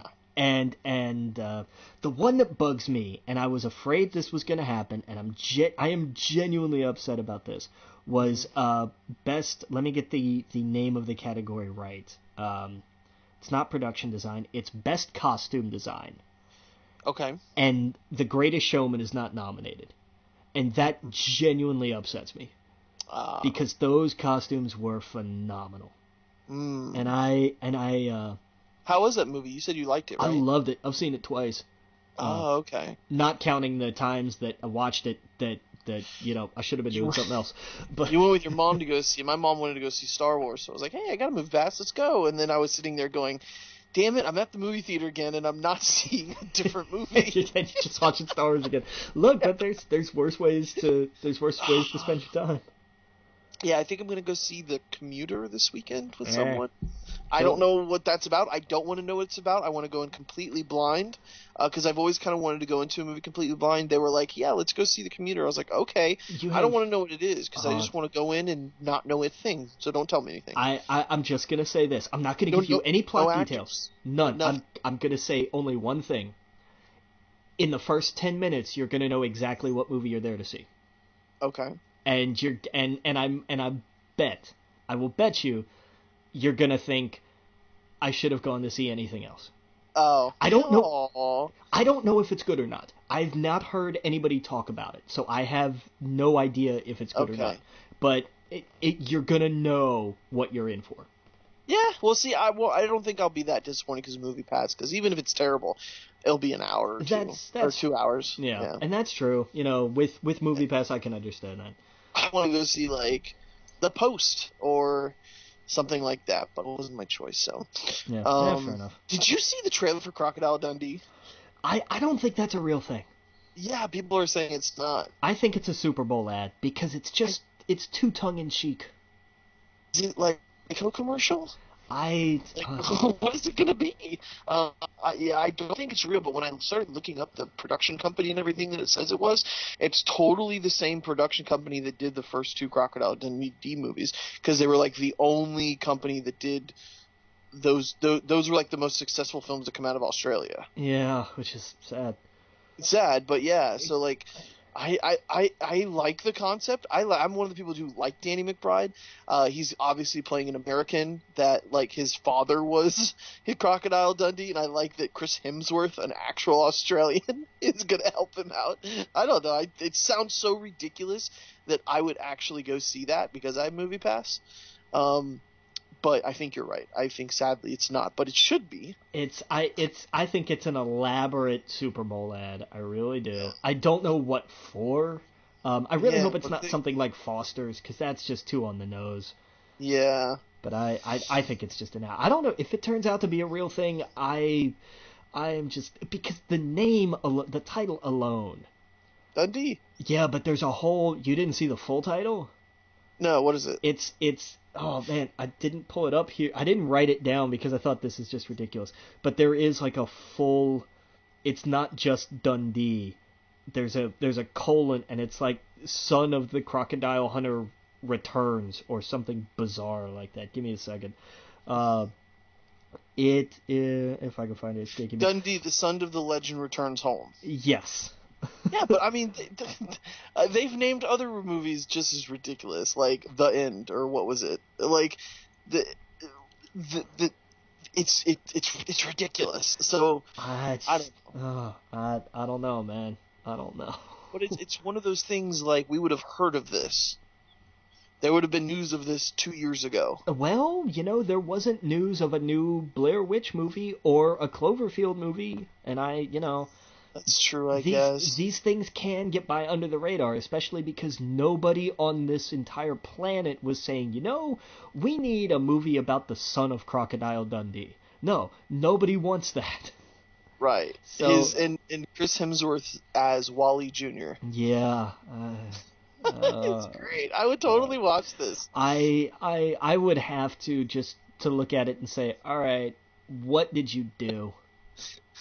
Just what in the world did you do? No, I think it's a Super Bowl ad. Yeah. I think I could totally see them being ridiculous, like Danny McBride, like going near a kangaroo, telling him to get the koala away from him or something, just being stupid. Yeah. Like that would work, but I don't know. Like his only known, like all he knows of Australia is the Outback Steakhouse or something. Like I could see them doing stupid stuff like that. But you're right. It's probably not. It's probably just an elaborate Super Bowl commercial, which would stink. Because I like the ridiculous. I do too, but I think sometimes you could. I think this would go to. This would just be so ridiculous it wouldn't be funny anymore. I think it would go too far. It would get to that kind of ridiculous that it's just kind of painful to watch. Right. And I don't know. I just can't do those movies. I get to a point where I'm watching characters and I'm just like, oh, this is too stupid. Yeah, but Chris Hemsworth, Danny McBride, I don't know. It just work. That would work for me. I guess it wouldn't for you, but that would totally work for me. If the Grandmaster can be the roommate after Thor left, he was so. That's the thing. Chris Hemsworth was so good in Thor 3. Like he could do comedy. I don't know. I don't know. It's not the worst idea. There's been worse. That's sad but true. It says coming soon, mate. Yeah. Oh, maybe Netflix or something. I don't know. But all right. So where are we at with the awards? What do you think? Let's just start from the top. Best Picture we have Call Me by Your Name, Darkest Hour, Dunkirk, Get Out, Lady Bird, Phantom Thread, The Post, Shape of Water, and 3 Billboards. And that's 1, 2, 3, 4, 5, 6, 7, 8, 9 movies nominated this year. The Last Jedi didn't make it. I'm not surprised. I know. I'm kidding. Out of these, I'm sure you haven't seen all of them. You've seen a lot more than I have. I've only seen I've seen 2 of these. I've seen Get Out. I want to see The Post. I haven't seen The Shape of Water. Yeah. I haven't seen Dunkirk. What do you think's going to win? I think it's going to be between Lady Bird and 3 Billboards. I don't even know what these movies are about. Okay, 3 Billboards Outside Ebbing, Missouri I don't, because I can't remember exactly the story. It's the woman who actually rents 3 old dilapidated billboards because as a way of shaming the sheriff in the town for what happened to her daughter. Oh. And that's kind of the point of the story. And it's there's an odd sort of, we really like this movie because it's a pro-strong women message, but apparently there's also a lot of, like, this character is really great and also racist. I've seen that in like mentioned in articles, but never read enough to actually. Well, I mean, characters are flawed. It's that, right. That to me, that's not a. And that's and now here's the thing. And not having seen the movie, I have no judgment on that because I don't know. But I'm still going to see it anyway, and then and then I can say, oh yeah, this is this character's this, or this character's not this, or whatever. Right. I mean, a story is a story, and I kind of like that. I don't like that she's racist if she is, but how many times has that been reality where someone has done something great, but you're like, oh, they're also kind of a nightmare sometimes too. Yeah. That's the reality of I don't know.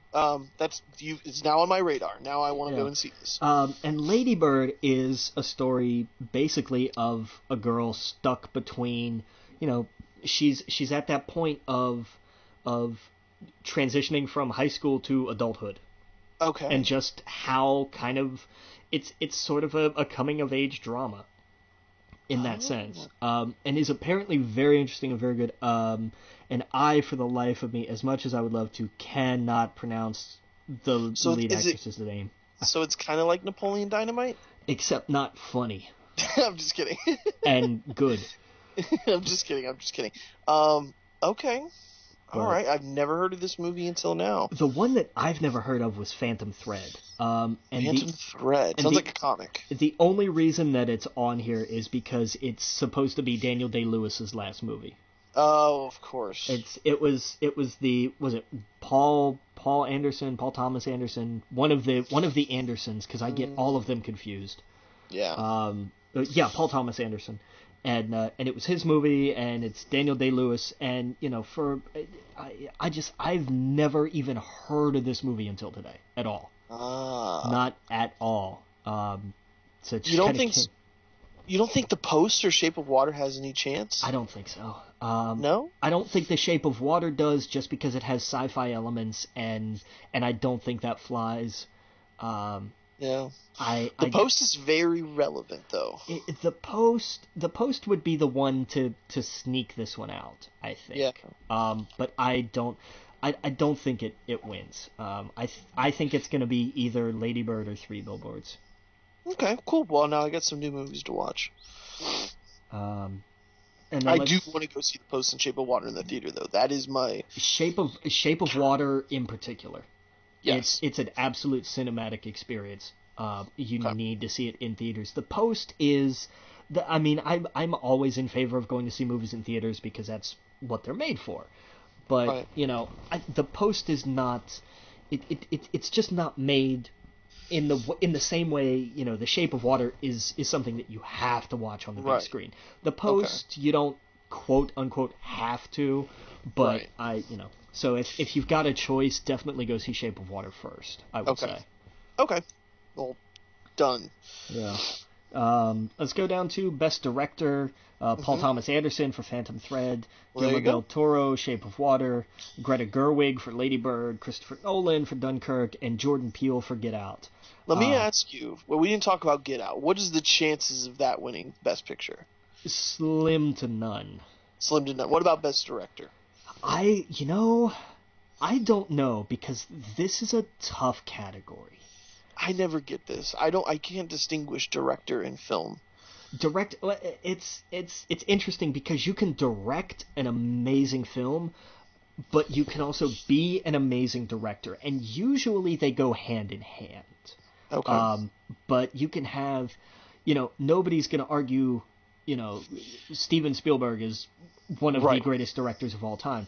You notice he's not nominated here because it's so much of this is being the director, and it's a whole.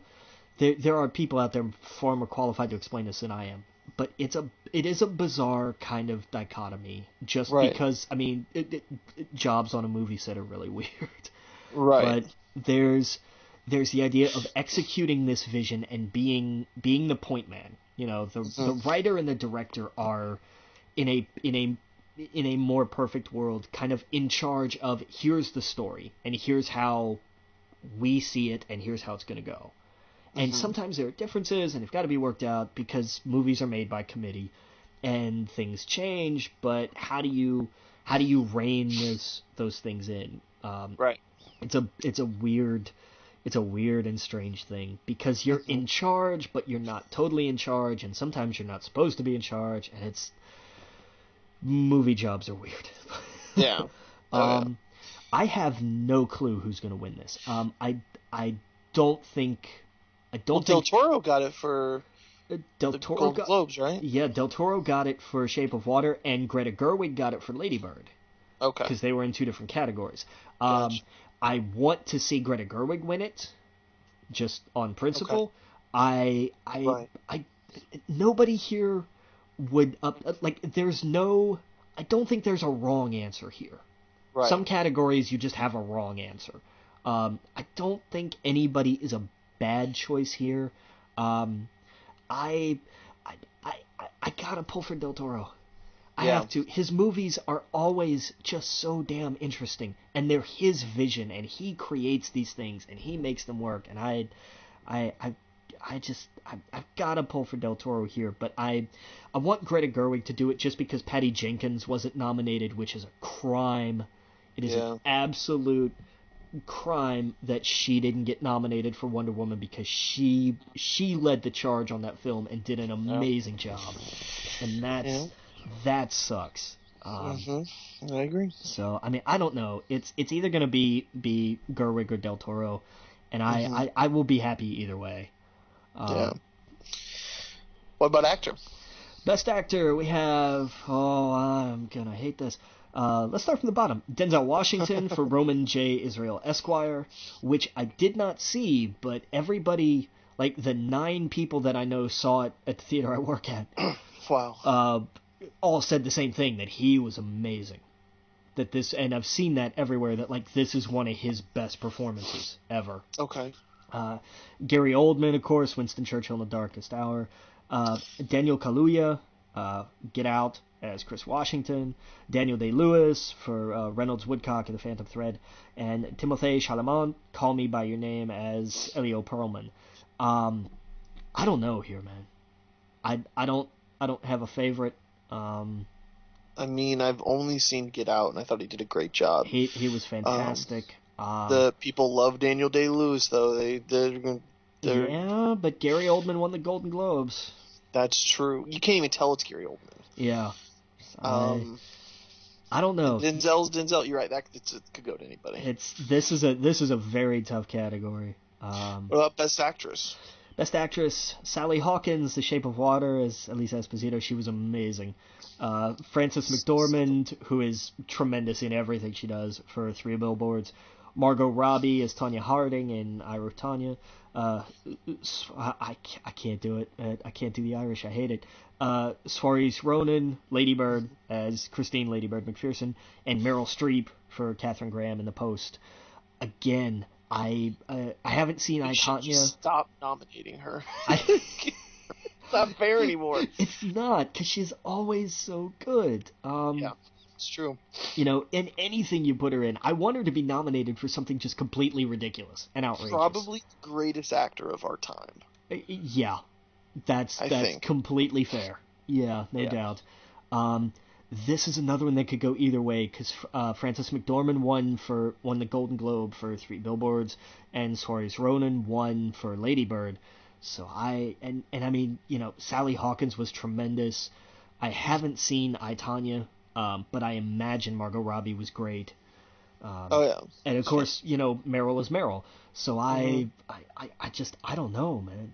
I keep saying that because I really don't. Like, these could go either way. Best Supporting Actor, Willem Dafoe in The Florida Project. I want to see that. It's about, like, the hotel that's, like, around Disney. Yeah. I had heard about that. I totally forgot about it until I started seeing it in awards stuff. Yeah. Woody Harrelson for 3 Billboards. Richard Jenkins in The Shape of Water, he was pretty good. Christopher Plummer for All the Money in the World, and Sam Rockwell for Three Billboards. I think it's going to go probably either to Woody or Sam for Three Billboards, but everything I've seen has said that Christopher Plummer was amazing in All the Money in the World. That the movie itself was okay, it wasn't spectacular, but he just blew everything away. Okay. And again, I haven't seen it, I can't corroborate that, but just stuff I've read and from talking to people. Because that's what's great is I'll read something about the movie so I can ask people occasionally on the way out, hey, I heard Christopher Plummer was really good in this. Oh my God, he was incredible. He was amazing. And I always take that with a grain of salt, but when it just seems to be a consensus, I think, what the hell with it? They're probably right. Mm-hmm. So I don't know. That could go anywhere. So where are we here? We are on Best Supporting Actress. Supporting Actress. Mary J. Blige in Mudbound, which is a movie I'd never heard of until today. But it got a handful of nominations, so I'm going to have to check it out. Allison Janney in I, Tonya, Leslie Manville in Phantom Thread, Laurie Metcalf in Lady Bird, and Octavia Spencer in The Shape of Water. I liked her in The Shape of Water. I don't think it's a Best Supporting Actress worthy role. She's not in it tremendously. And I know there's been a lot of guff about, and I'm terrible because I can't remember her name from, was it Girls Night? Okay. That everybody was so mad because she had everybody talks about there was this one incredible scene that she has kind of towards the not the end of the movie, but sort of before we hit the finale. And it kind of reminds me a little bit of Octavia Spencer in The Shape of Water. She's got one fantastic scene, tremendous scene, but one scene does not an award-winning performance make. I'm sorry, I don't care, and I know people have won for less, and that sucks. Yeah. But you've got to take the whole performance into account, not just, I did one fantastic scene. That's great. That's awesome. Yeah. Fantastic. That is not Academy Award worthy to me. Let me ask you, for Best Supporting Actor, was Jack Black robbed, or was he not fall in the category because it's not in the right time period? It's in the right time period. God damn, he was robbed. I think there's really an argument to be made there. There's totally an argument to be made. He totally plays that so good. There really is. You want to talk about somebody who played the hell out of a role? That's true. Yeah. That's very true. I know the Academy looks down on comedy and sci-fi and all of that, but man, it shows with that. Yeah. He owned the hell out of that role. That's very true. Yeah, if it was a dramatic piece and he was addicted to heroin, then he'd get nominated. Sure, but that's the problem. Yeah. But yeah. There is a genuine point to be made there. Oh man, that's why I keep telling people when they're like, Jumanji, and I was like, no, wait a second. Yeah. Jack Black plays a teenage girl, and it's so perfect. And they're always, by the end of it, they're like, I think I'm gonna go see that. That sounds hilarious. It is. It really is so good. It's so good. Oh yeah. So where we at? It's the Best Original Screenplay. I love this because I love Kumail. The Big Sick, written by Emily V. Gordon and Kumail Nanjiani. Get Out, written by Jordan Peele. Lady Bird, written by Greta Gerwig. Shape of Water, written by Guillermo del Toro and Vanessa Taylor, story by Guillermo del Toro. And Three Billboards, written by Martin McDonagh. This is a tough category. This one, and I know I'm going to say this for most of them, but they're just all so damn good. Yeah. I love seeing The Big Sick get nominated. That's fantastic. Good for them. Oh yeah, that's right. Yes, I've seen that. I want this to go to Get Out. I want this to be the one. Like, because I really want them to pick up one. And I think had so much word of mouth because of the script. Yes, and I think this, if you're gonna get something for a screenplay, it's gotta be this. I want to put it down on Get Out here. I really think this is the one. If it doesn't win this one, it's not going to win any. And that's going to suck. But I definitely think for screenplay, it's got to win. I think the fact that it's nominated is such a reward anyway, if that makes sense. It is, because Get Out just doesn't fall into the normal Academy Awards categories, if that makes sense. Agreed. No, absolutely. Yeah. But yes, I completely agree. This definitely would be the one, if they take it, would be this one. I could see Lady Bird winning. And I really think it's between those two. Okay. I love what the screenplay for Shape of Water must have been. And I haven't read any of the others. Mm-hmm. But I wanted to go to Get Out. Just because the screenplay was fantastic and the movie that they turned it into was tremendous.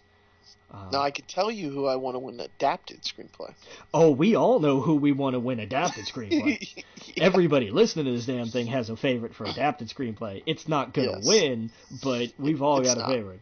And I'll leave it till last. Best adapted screenplay: Call Me by Your Name, James Ivory, based on the novel by Andre Ackerman, I'm sure. The Disaster Artist, Scott Neustadter and Michael H. Weber, based on the book by Greg Sestero and Tom Bissell. Molly's Game, Aaron Sorkin, based on the memoir by Molly Bloom. I saw that today. It's good. It's worth checking out. I don't think it's award worthy. Sorry, Aaron, I love you, but no. Mudbound, Virgil Williams and Dee Reese, based on the novel by Hilary Jordan. Again, never heard of this movie until today. Gonna go check it out for sure. Mm-hmm. And there was a screenplay written by Scott Frank, James Mangold, and Michael Green, with a story by James Mangold based on some things that I don't think anybody had really ever heard of before. It was for a little movie called Logan. Yes. I absolutely love that this movie got a nomination. Yes. I'm thrilled that this was the nomination, because it is a tremendous screenplay. And I want it to win. I want it to win so damn bad. That'd be such a great moment, honestly. It would, because my God, nerds everywhere would explode.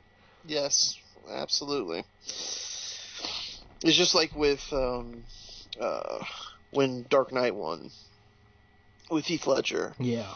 Like it was some vindication. Like, okay, they're taking us a little bit more seriously. Yeah.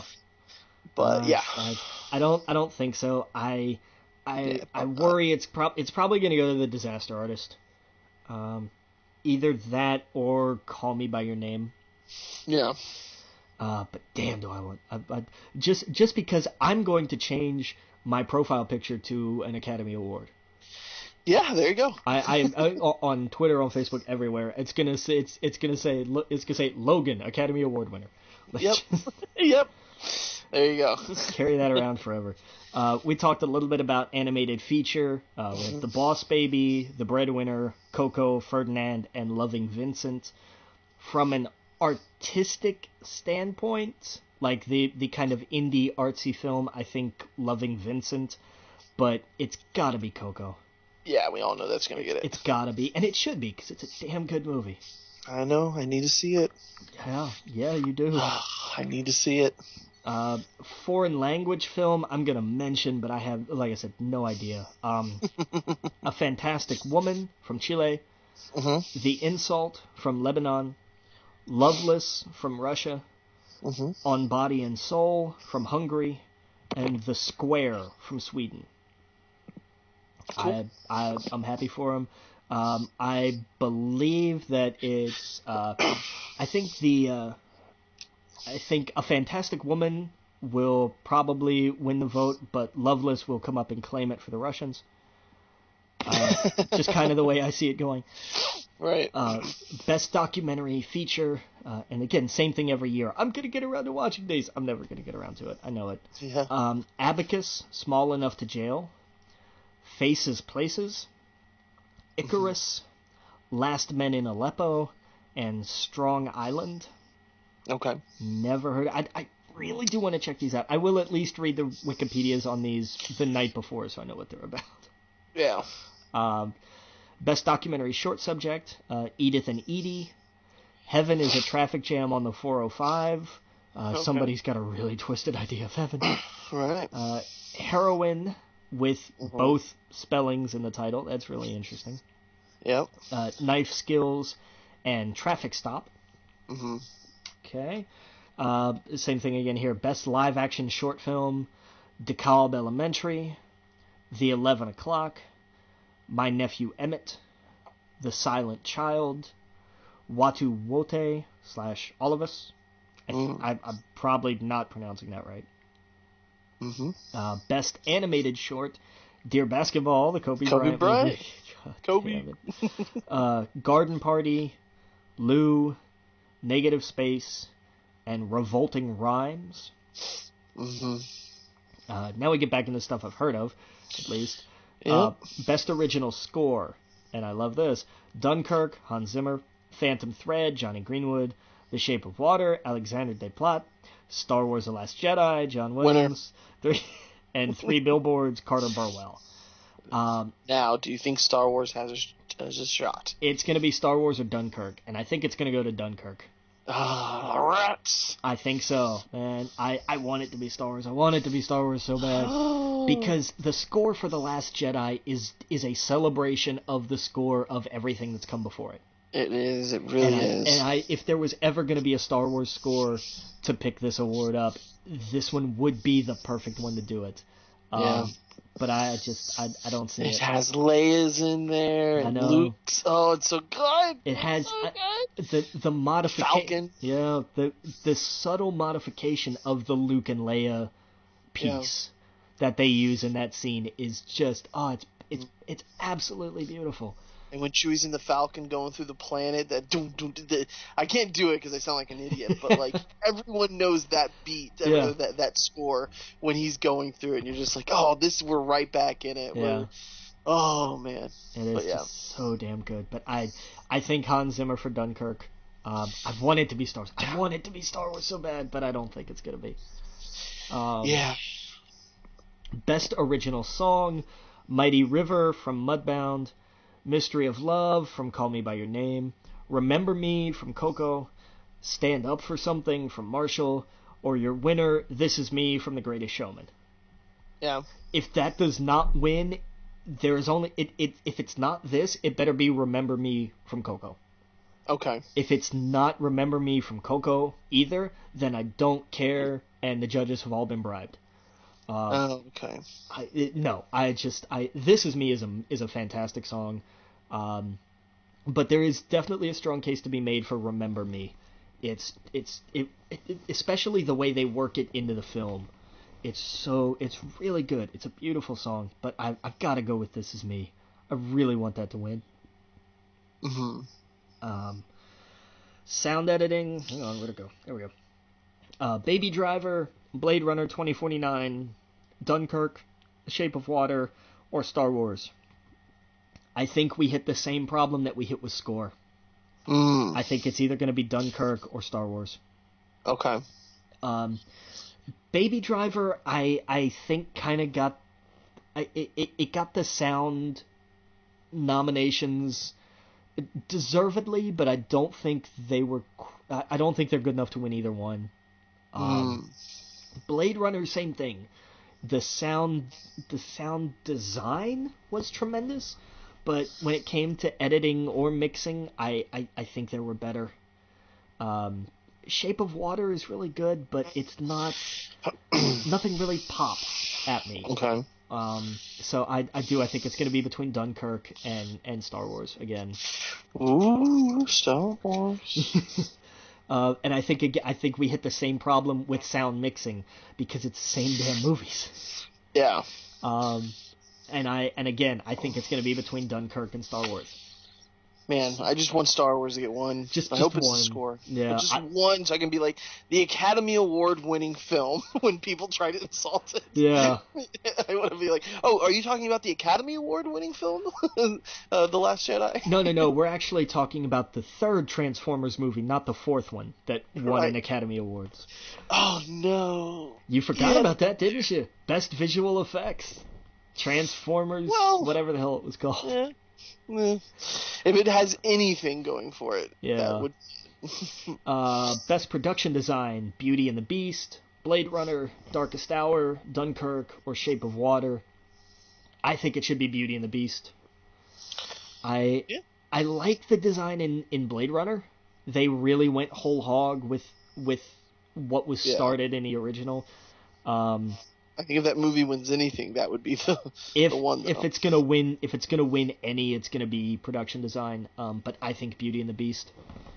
Oh, cinematography though. I mean, it looks beautiful. I haven't seen it, but let's see what we've got. What's cinematography? Blade Runner, Darkest Hour, Dunkirk, Mudbound, or Shape of Water.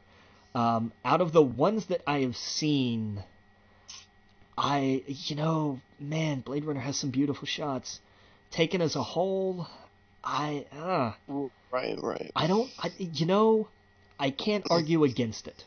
It's the style, I think, that's really sticks out. I haven't seen it, but the trailers and stuff, when it shows like the Atari signs and all that stuff, it looks sick. They incorporate, the cinematography in that is something, but I need to see the others before, because this is one that you have to see.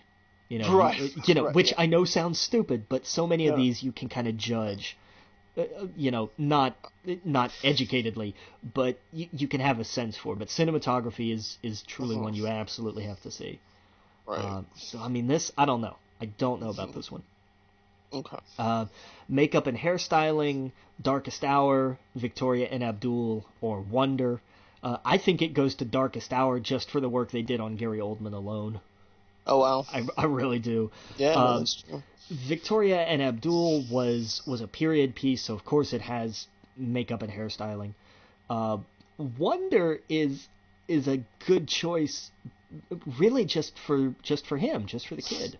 Mm-hmm. But I think it goes to Darkest Hour. Full stop. Costume design, again, I am mad that Greatest Showman was not included. Again, Victoria and Abdul, The Shape of Water, Phantom Thread, Darkest Hour, Beauty and the Beast. I say Beauty and the Beast. Yeah, okay. Out of everything, yes, again, Victoria and Abdul was a period piece. I don't care. I think the actual costuming in Beauty and the Beast was tremendous. Where are we here? Film editing. Yay. Film editing. Baby Driver, Dunkirk, Shape of Water, 3 Billboards, I, Tonya. Again, I don't know. I do not know, just because I haven't seen so many of these. I don't know. This one might be a strange one. This one might go to Baby Driver or I, Tonya. I've seen Baby Driver and I love but I don't know that. I don't know that the editing's good, I guess, but I'm not I don't know what I'm looking for. If that makes sense. Editing is all about placement and transition. Yeah, so that sticks out for do things Driver, use? For sure. Star Wars is never going to win because every transition's the same. Right. No. Well, that's the thing that does stick out with Baby Driver. The way especially when they match with the music and everything else. Yeah. The way it cuts, and everything. So yeah. Yeah. That one, that could be, if it's gonna win one, it'll be that one. But I could see that also going to Dunkirk too. Here is this one may honestly be the toughest category of the night for best visual effects. I'm serious, man. Blade Runner, Guardians Volume 2, Kong Skull Island, Star Wars, and War for the Planet of the Apes. 6-1 and pick 'em. Look, I know I am biased with Star Wars. Yeah. That could have got in there for cinematography too. The way they set up some of those shots. Some of them are really beautiful. They really are. That throne room with the red, and then when it burns, the planet at the end with the salt and everything else. All that stuff stood out to me big time compared to, and also the part where we're totally spoiling, but oh well, spoiler alert. Well, just the cuts back and forth between those shots. Right, and the scene, all I'll say is when they jump to light speed. That shot alone, like that.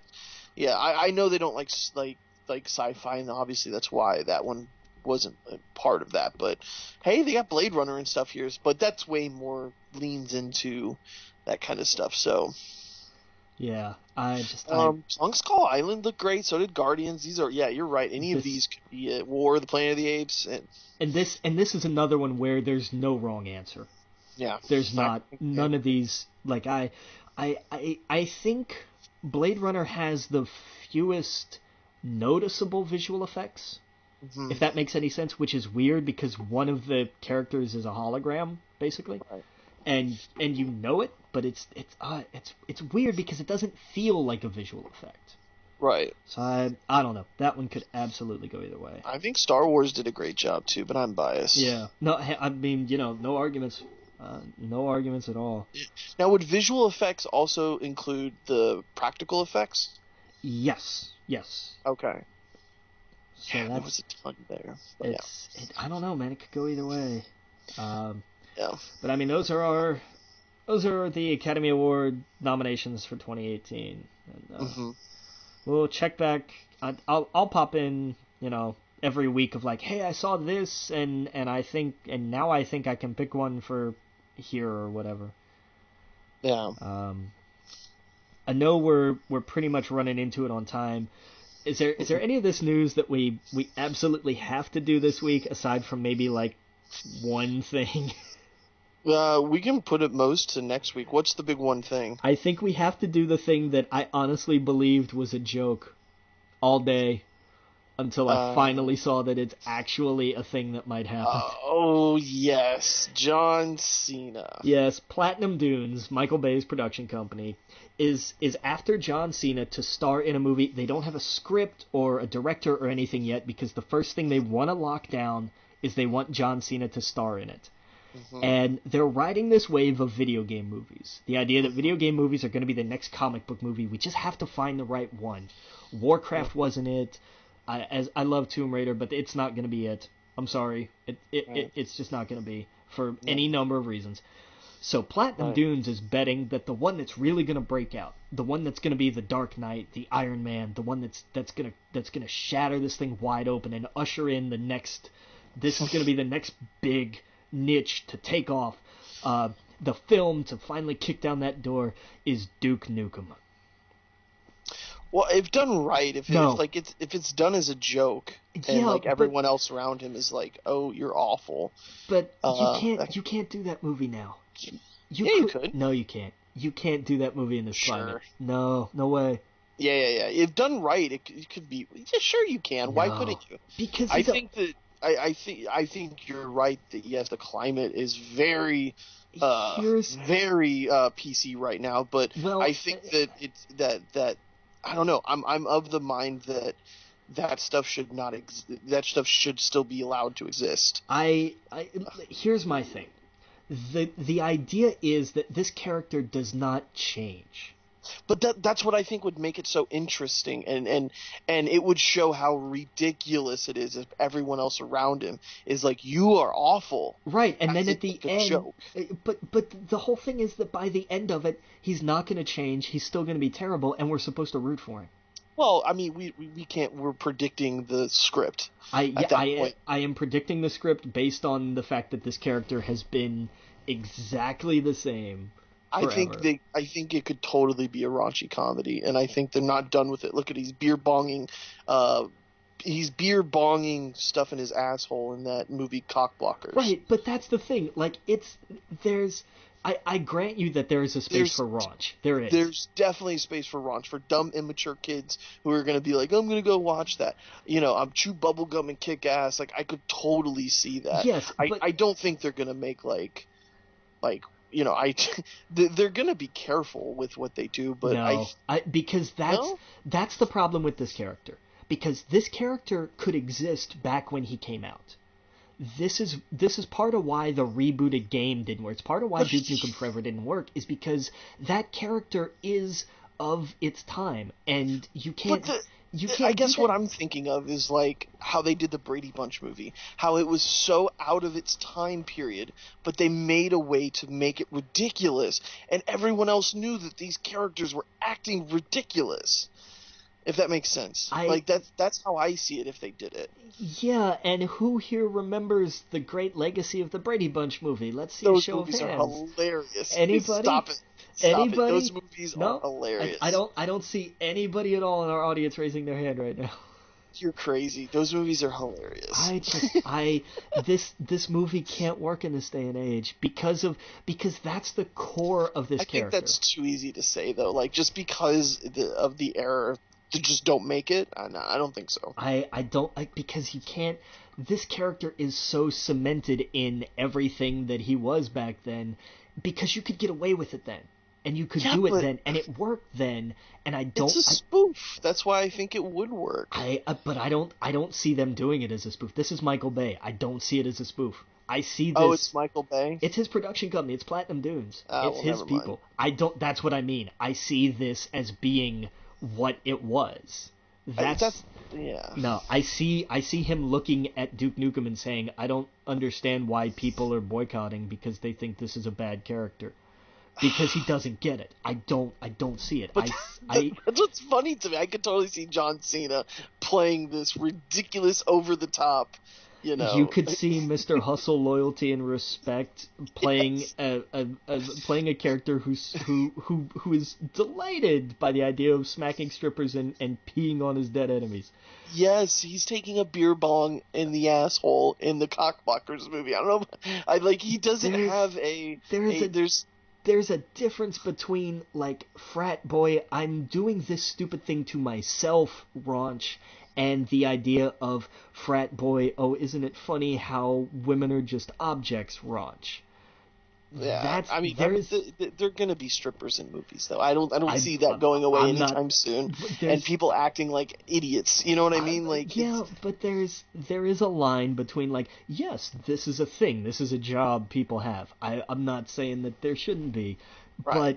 But there's the idea of just because what you're saying is that the Al Bundy can't exist in 2018. I get what you're saying. The raunchy, the ridiculous, the that kind of comedy can't. But I don't know. I think that especially in the wake of the Me Too movement and everything with Time's Up and all, because But we're talking about Duke Nukem, though. Come on. And that's my point. That's though. A stretch. No, hang on, because every woman in those games existed solely to be eye candy and a sex object.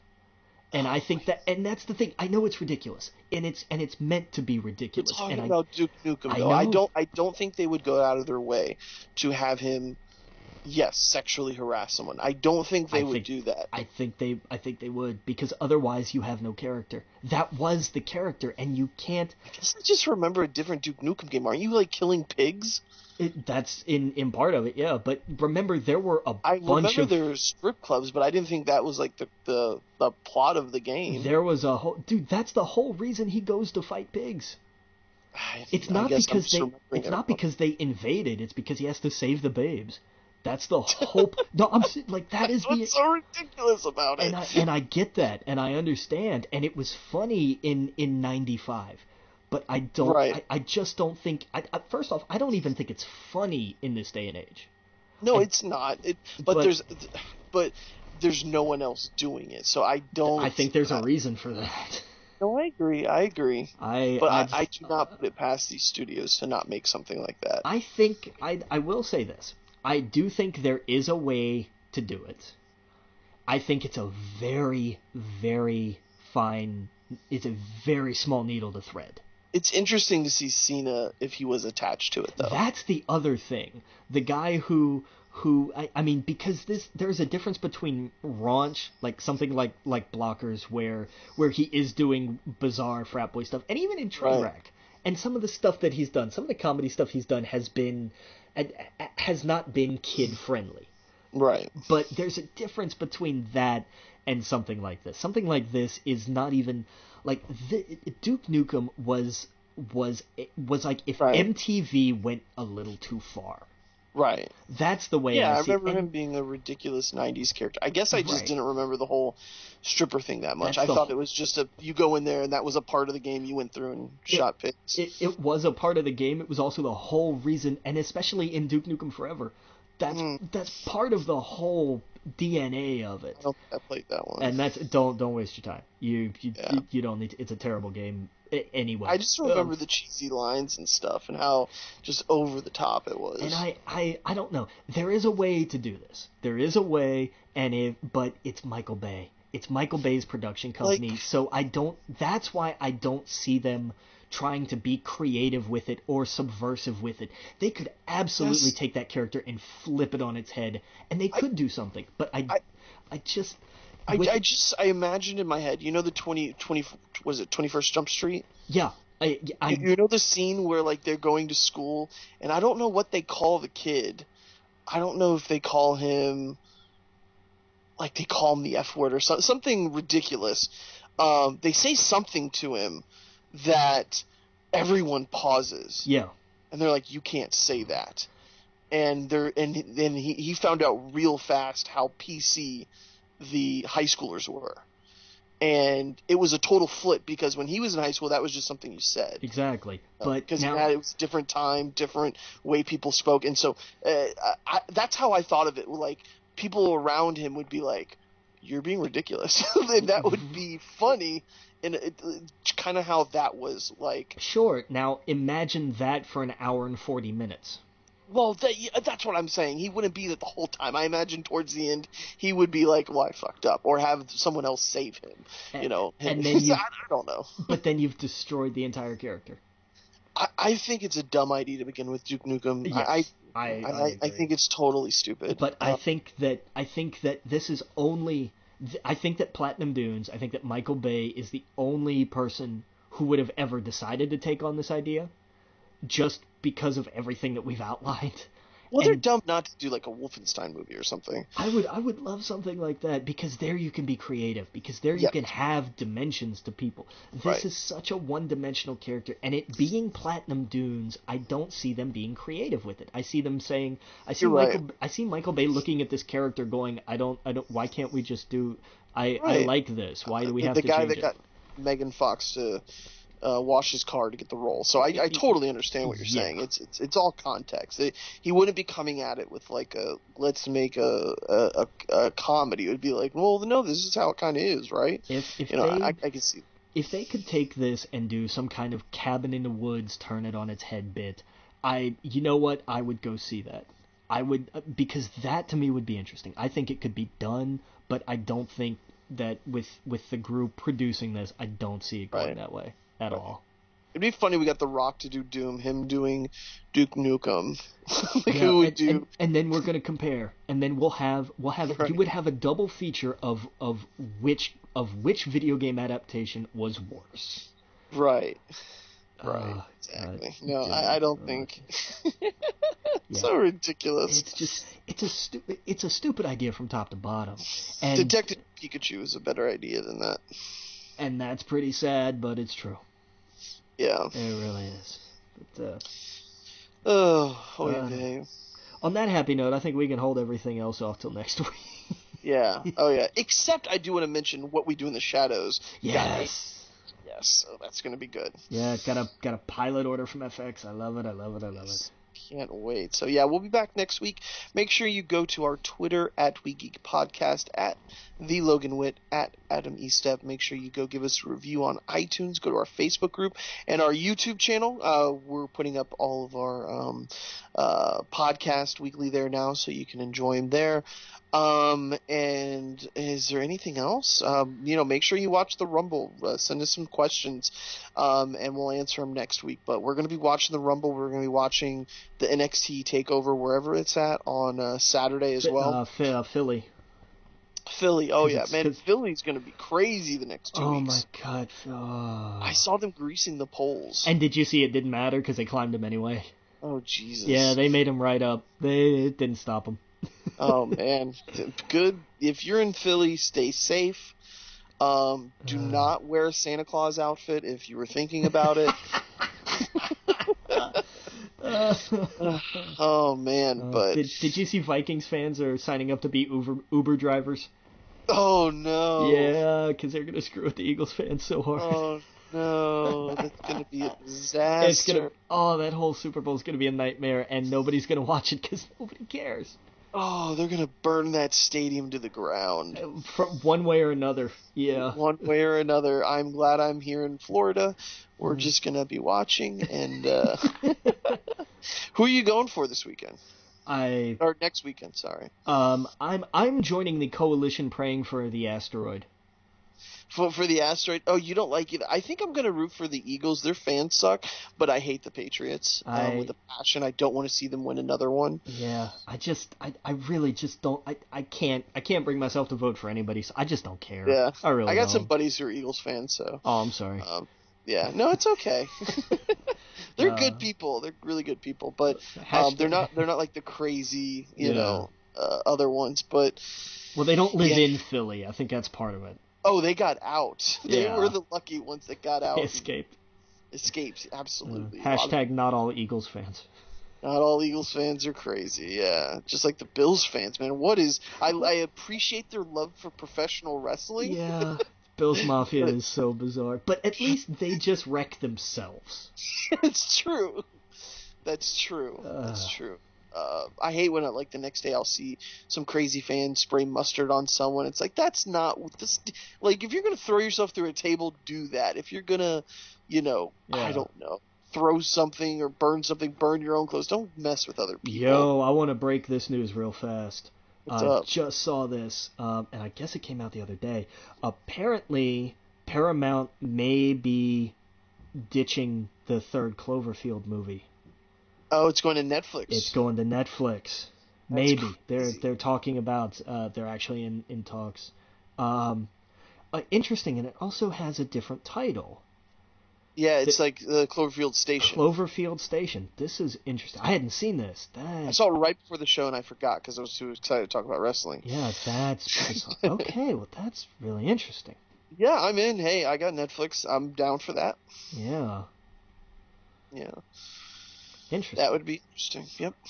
Okay. All right. Well, we'll see you next week, Captain. Captain.